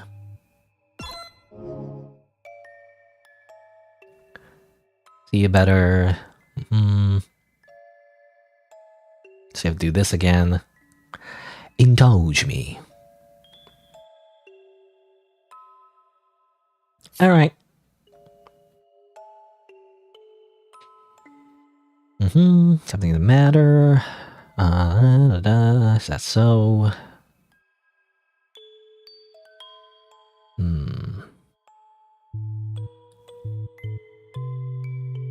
Don't interrupt me. Again, well, actually, I maybe I should have looked at the code, but I imagine nothing happens, because someone confirmed on the itch.io store page that if you do the QTE to try to stop the mirror thing, nothing happens, it seems like. So, I guess I'll just do that.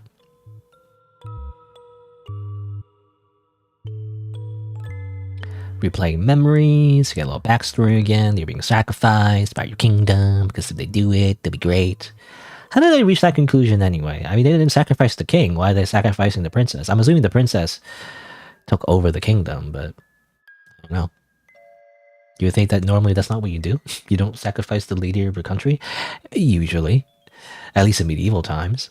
But then again, there are revolutions, I guess, where it happens, but like, usually it doesn't happen if the ruler, you know, is like nice. Usually they don't get like murdered by the peasants. I don't know, but then again, maybe not. I'm not sure. I imagine maybe there was like, you know, nobility that were like killed by their serfs, even if they didn't deserve it necessarily.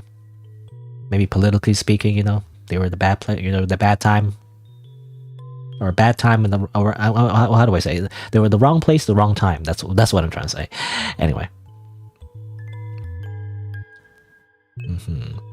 You stumbled backwards, you felt the grip in your mind cease, the feeling of judgment still lingered, like their eyes are still piercing your soul. My apologies, I let my curiosity get the better of me. This was merely yesterday. How tragic. You had a pained expression on your face, unable to tell if the mirror's sympathetic tone was to mock you or not. Although I was locked away safe inside after that, the invasion lasted longer than ever heard of. I could hear the combat from inside the wall. Okay, this is the same, actually. I was just wondering if this is different. To be grateful to her was to be my fate. Lightkeeper desires many things. Cannot say more than that. I see. Seem oddly calm. No choice. As it will again. Alright, so we're back over here. So we had our little like session with the mirror. But this time we also have a different option. So let's express our discomfort in the situation. So, what do you propose I do? Let myself be tossed in between life and death scenarios against my will? I'm afraid I have it not in me to endure such a mess any longer. Then what will you do, my liege? It's not like you have much of a choice in the matter. You wore a displeased expression, walking closer up to the mirror. With one fell swoop, you gripped the crystal at the top of the frame and pried it out. Wait, what are you... You got a crystal, you know? It's mine now. I tried remaining polite, but I simply have no time for this. You huffed, beginning to walk away from the mirror. However, it seemed the mirror had other plans. A loud, echoing scream emitted from the reflective object, piercing your ears. You quickly covered your ears, turning backwards to see the mirror pulsating with glowing enchanted light. This looked familiar. You recognized that it was acting as an alarm. Once recognition clicked, you wasted no time in darting towards the nearest door. Your legs still itched from the bug bites. Your feet were tired. You were unbearably cold, and you had never felt so close to death as you've been within the last 24 hours. Yet you kept running. You ran as fast as you could. You could hear footsteps trembling on the floor above. The distinct sounds of yelling and someone barking orders filled the lighthouse. Trembling? Is that a word, by the way? Trembling? I've actually never heard of that. Trembling. I don't know, anyway. It wasn't long before you had crashed into a shadowy figure. Or rather, creature. You recognized them as a dark folk, and they recognized you as their target. They lunged at you with a sharp spear, only barely missing your hair by an inch. You saw the spear they used get stuck in the cracks of the wall beside you. With one hurried motion, you levered the spear out of the wall and held it up to your throat. Wait, what? To your throat? Or you? It's kind of confusing. I think it's mixed up. It's like you lever, or is it levered or levered? You levered the spear out of the wall and held up to their throat, maybe. I'm not sure actually. I don't know. It's a confusing sentence there, because it seemed like you lever. No, wait, no. Maybe it's true actually. No. Okay, maybe it is true. Actually, she did like point it to herself. I was confused about that. Why would she do that? You know, but I guess maybe she did. You levered the spear out of the wall and pointed it at yourself, I guess is what she's trying to do. Stop! A voice commanded through the room, causing dark folk person to freeze in their tracks. Don't move a step closer. I'm resigned to my fate. I'd rather die by my own hands. Yeah, she is threatening to kill herself. That's what she'll doing. I'll do it, I swear. You called out, having absolutely no intention of ending your own life here. Oh, you're bluffing. Truthfully, that's the last thing you will want to do in this moment, but it's the first thing your mind came up with to avoid being apprehended. The source of the commanding voice showed herself to you, her expression hidden behind a bejeweled mask. Still, you didn't break eye contact, choosing to stare right at her as you held the weapon to your neck. Princess, put the spear down. She spoke with a sense of authority that almost shook your resolve, but it wasn't enough. You need me alive, do you not? If you didn't, you wouldn't have gone through all this trouble. The imposing figure took a step backwards. She looked at you with an air of uncertainty, like no one had ever said such things to her. Silence. A sudden realization ran through your mind. You were in control. You could make any demand and they would have to hear you out. Now that you knew that they needed you alive, you just had to make sure they believed you'd be willing to throw your life away should they try to force you to something unpleasant. Of course, this plan wasn't foolproof, no plan is. However, once you had managed to convince them to remove the chains around your neck, you felt better at your chances of survival. One request after another, and it became apparent they would do anything to appease you. You had a chance to take your life back into your own hands. Your decisions, your actions, thanks to your strength, you could finally reclaim it all for yourself. Ah yes, the true, gaslight girl boss ending. She just became the Dark Lord, is what I like to imagine anyway. I don't know, she just became like the ruler of the lighthouse, and everyone just did what she wanted, you know? Like, she did what she wanted, you know? And she has a bunch of butlers now, and the Lightkeeper is just kissing her feet. I don't know. Anyway, there you go. I mean, that's also kind of a goodish ending. It's she took control, you know. Anyway, all right. Let's see. Let's drink some water. So there you go. That's all of the endings of the game. You know, as it turns out, getting the trait endings, by the way. So there's actually 9 endings or whatever. I think nine-ish endings, right? 1, 9, anyway, I don't know how to count. I think it's 9 endings. But ironically, getting the trait ending, at least a few of the trait endings, which is based on your actions in the playthrough, end up being the hardest. I don't know. They're like, it's harder to get when the, like, for example, the strong-willed ending, or like the kind-hearted ending. You know, it's a bit more obscure, right? Because you do very specific things that I didn't think to do. Getting the true ending is actually easier, which is weird because you think that getting the true ending is like the hardest thing you would do, like in the visual novel anyway, with multiple endings. But ironically, it's like the easiest. I wouldn't call it a true ending. I would call it the normal ending, really. I don't know. But I do like the idea though. Like, even though it was obscure, I even had to go into the game's code or whatever to figure it out. Like I always do when I get really stuck in like a game with multiple endings.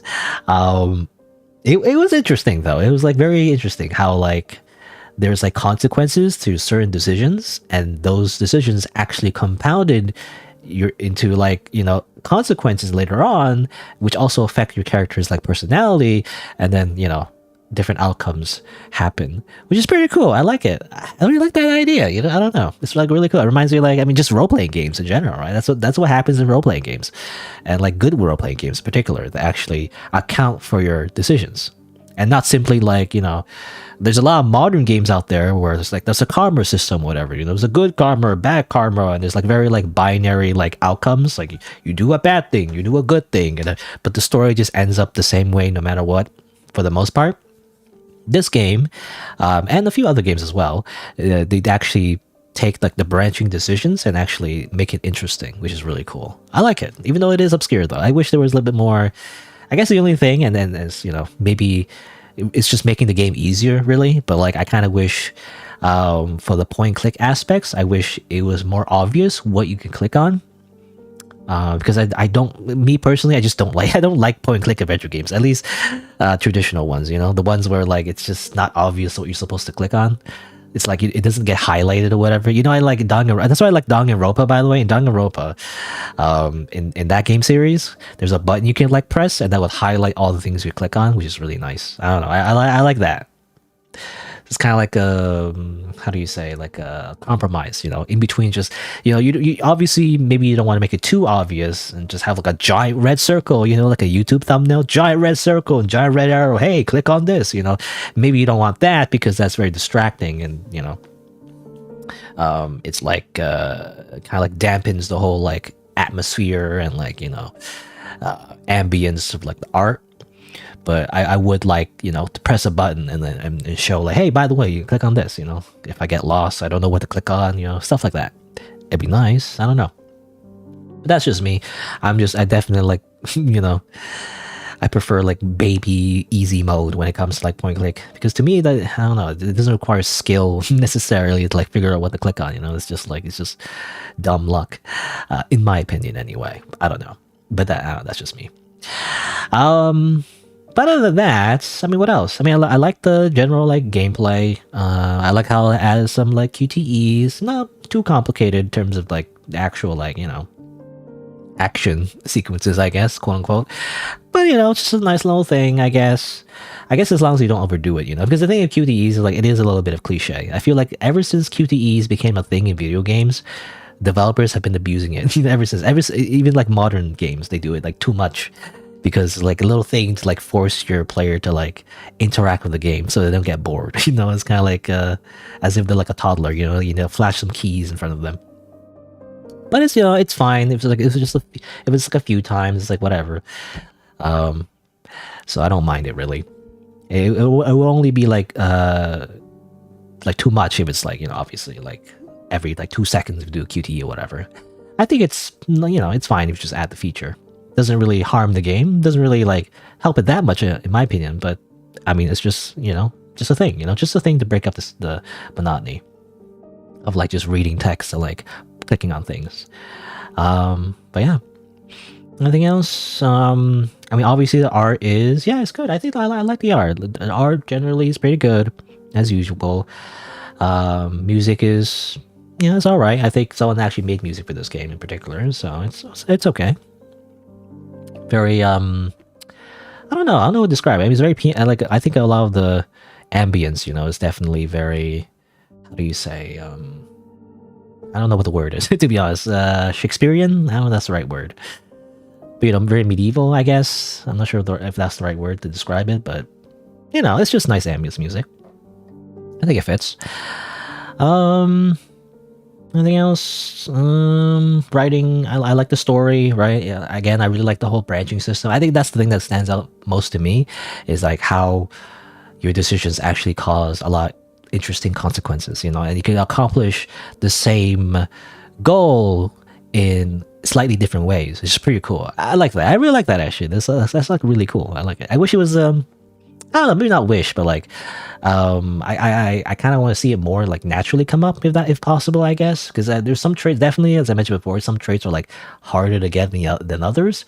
But I've noticed that like if you have a certain trait and then you interact with an object, then she actually says different things sometimes. She has like different dialogue options, which is pretty cool, but you don't really see that very often because a lot of the traits you get after like certain events anyway, so it's very easily missable basically. So I guess if you're like a completionist, you wouldn't see all the different little like differences anyway, but I mean, I guess it's fine. Anything else?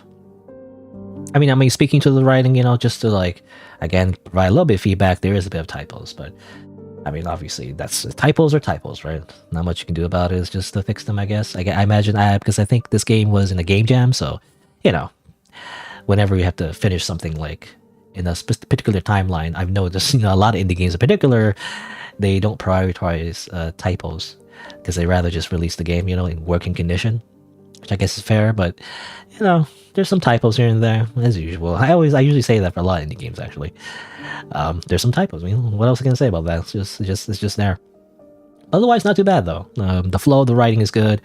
Yeah, I mean, it's just an interesting little story. I like it. I like the mystery as well. The main twist, I guess, the Lightkeeper. Not being like as villainous as you thought she was. A little cheesy though, I would say. She reminds me of, who's that like there's a villain in one of the Resident Evil games or whatever, one of the recent ones. Was it Resident Evil 7, I want to say? I don't know. I don't really keep up with all the Resident Evil games. There's that meme, or not really a meme, but like there's a character that's very popular. It's like a really tall lady. That's what she reminds me of, right? She's the villainous like tall lady. But as it turns out, she's not as like, again, not as evil as you thought she was. At least the way the game interprets it. I do feel like she does do a little bit of murder though. Doesn't she like do a little bit of murder? Does she like kill a bunch of innocent people? I don't know if the game expands on that. I guess we just sweep that under the rug, by the way, because she's our girlfriend, or whatever, or the character's girlfriend. So like whatever, who cares? Just smooch her, doesn't matter.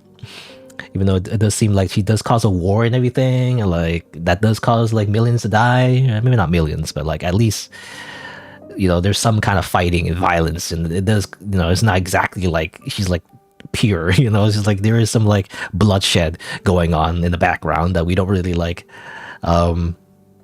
focus on, but oh well, whatever, they just kiss, I guess we just ignore that. I don't know.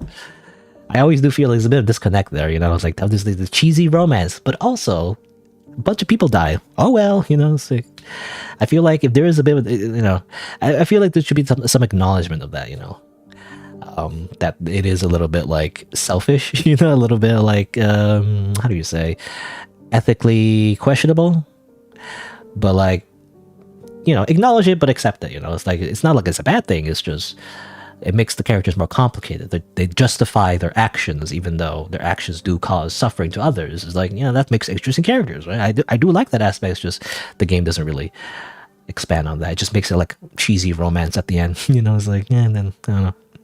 It's funny that they do that, but whatever. Again, maybe the developer didn't really want to focus on that, and also like limited time scales, right?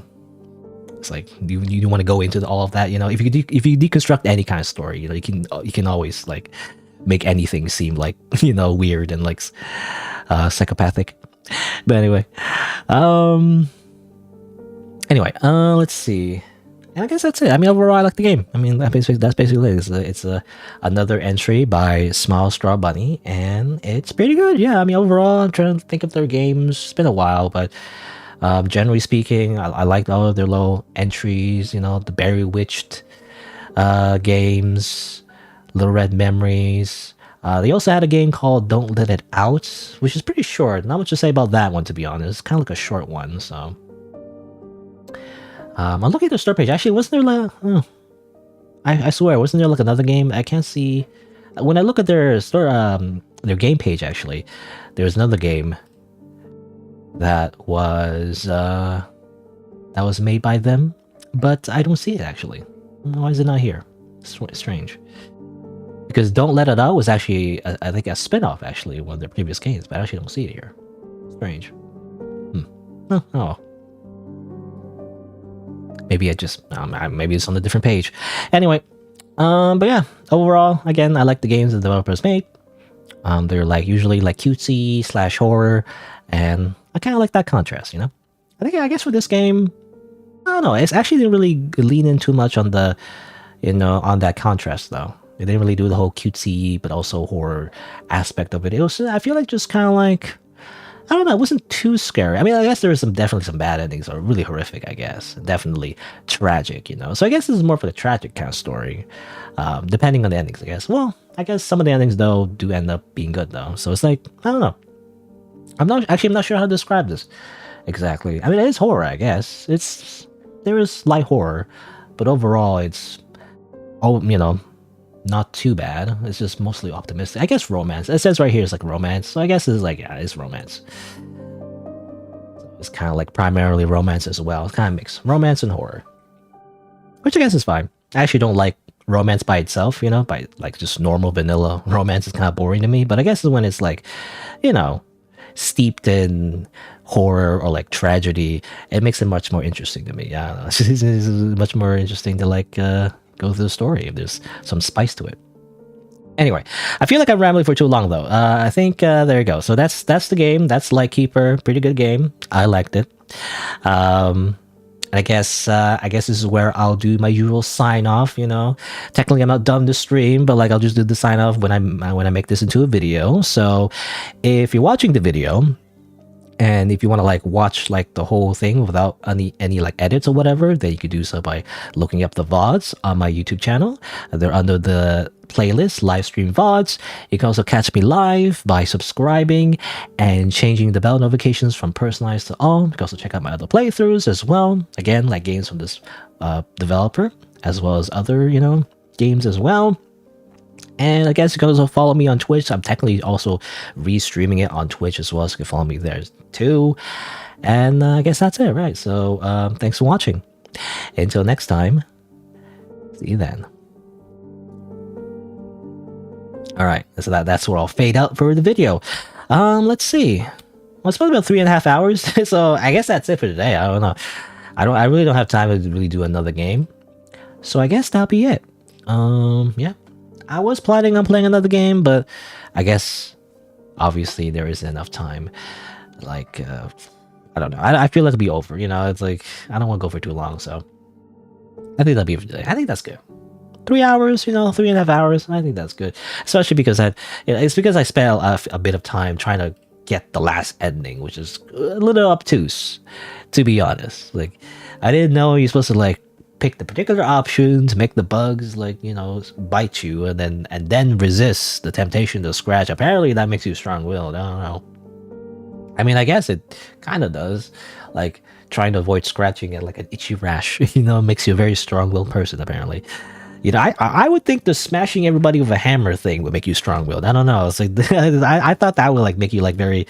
That's what I was thinking, right? Like it'd be a twist for like even though you're kidnapped, you grab the hammer and you start fucking bashing everybody's heads in and then kill the Lightkeeper or something like that. That would be in a way very tragic too, right? It'd be like I should know how you describe it. I want to say Romeo and Juliet, but not necessarily. It's not really Romeo and Juliet. Like a tragic love story where like the character forgot who she loved and ended up killing her loved one, even though she was trying to protect her and da. That would be like very tragic, but it really didn't really go that way, as it turns out. I don't know. I mean, it would be an interesting twist, I would say. Definitely because you're getting different endings, you would see all the different aspects, of what's going on. And seeing that aspect would definitely, contrast that with like a happy ending. Would be interesting too. But anyway, but yeah, I mean, maybe I guess that would be cliche though. Maybe that's cliche. I don't know. Anyway, but there you go. That'll be for today. I guess I'll stop for now. So I'm going to press the button. Doo-doo. Let me just say, my usual schedule is Saturday and Sunday, noon Eastern time. Tomorrow, I'll continue playing Baldur's Gate 3. I think we'll finish Act 2, if I'm guessing. If I'm guessing correctly, you know. I feel like we're going to finish Act 2 and just, you know, start Act 3. And that's what we'll do tomorrow as well. There you go. I guess, thanks for watching. I guess see you around.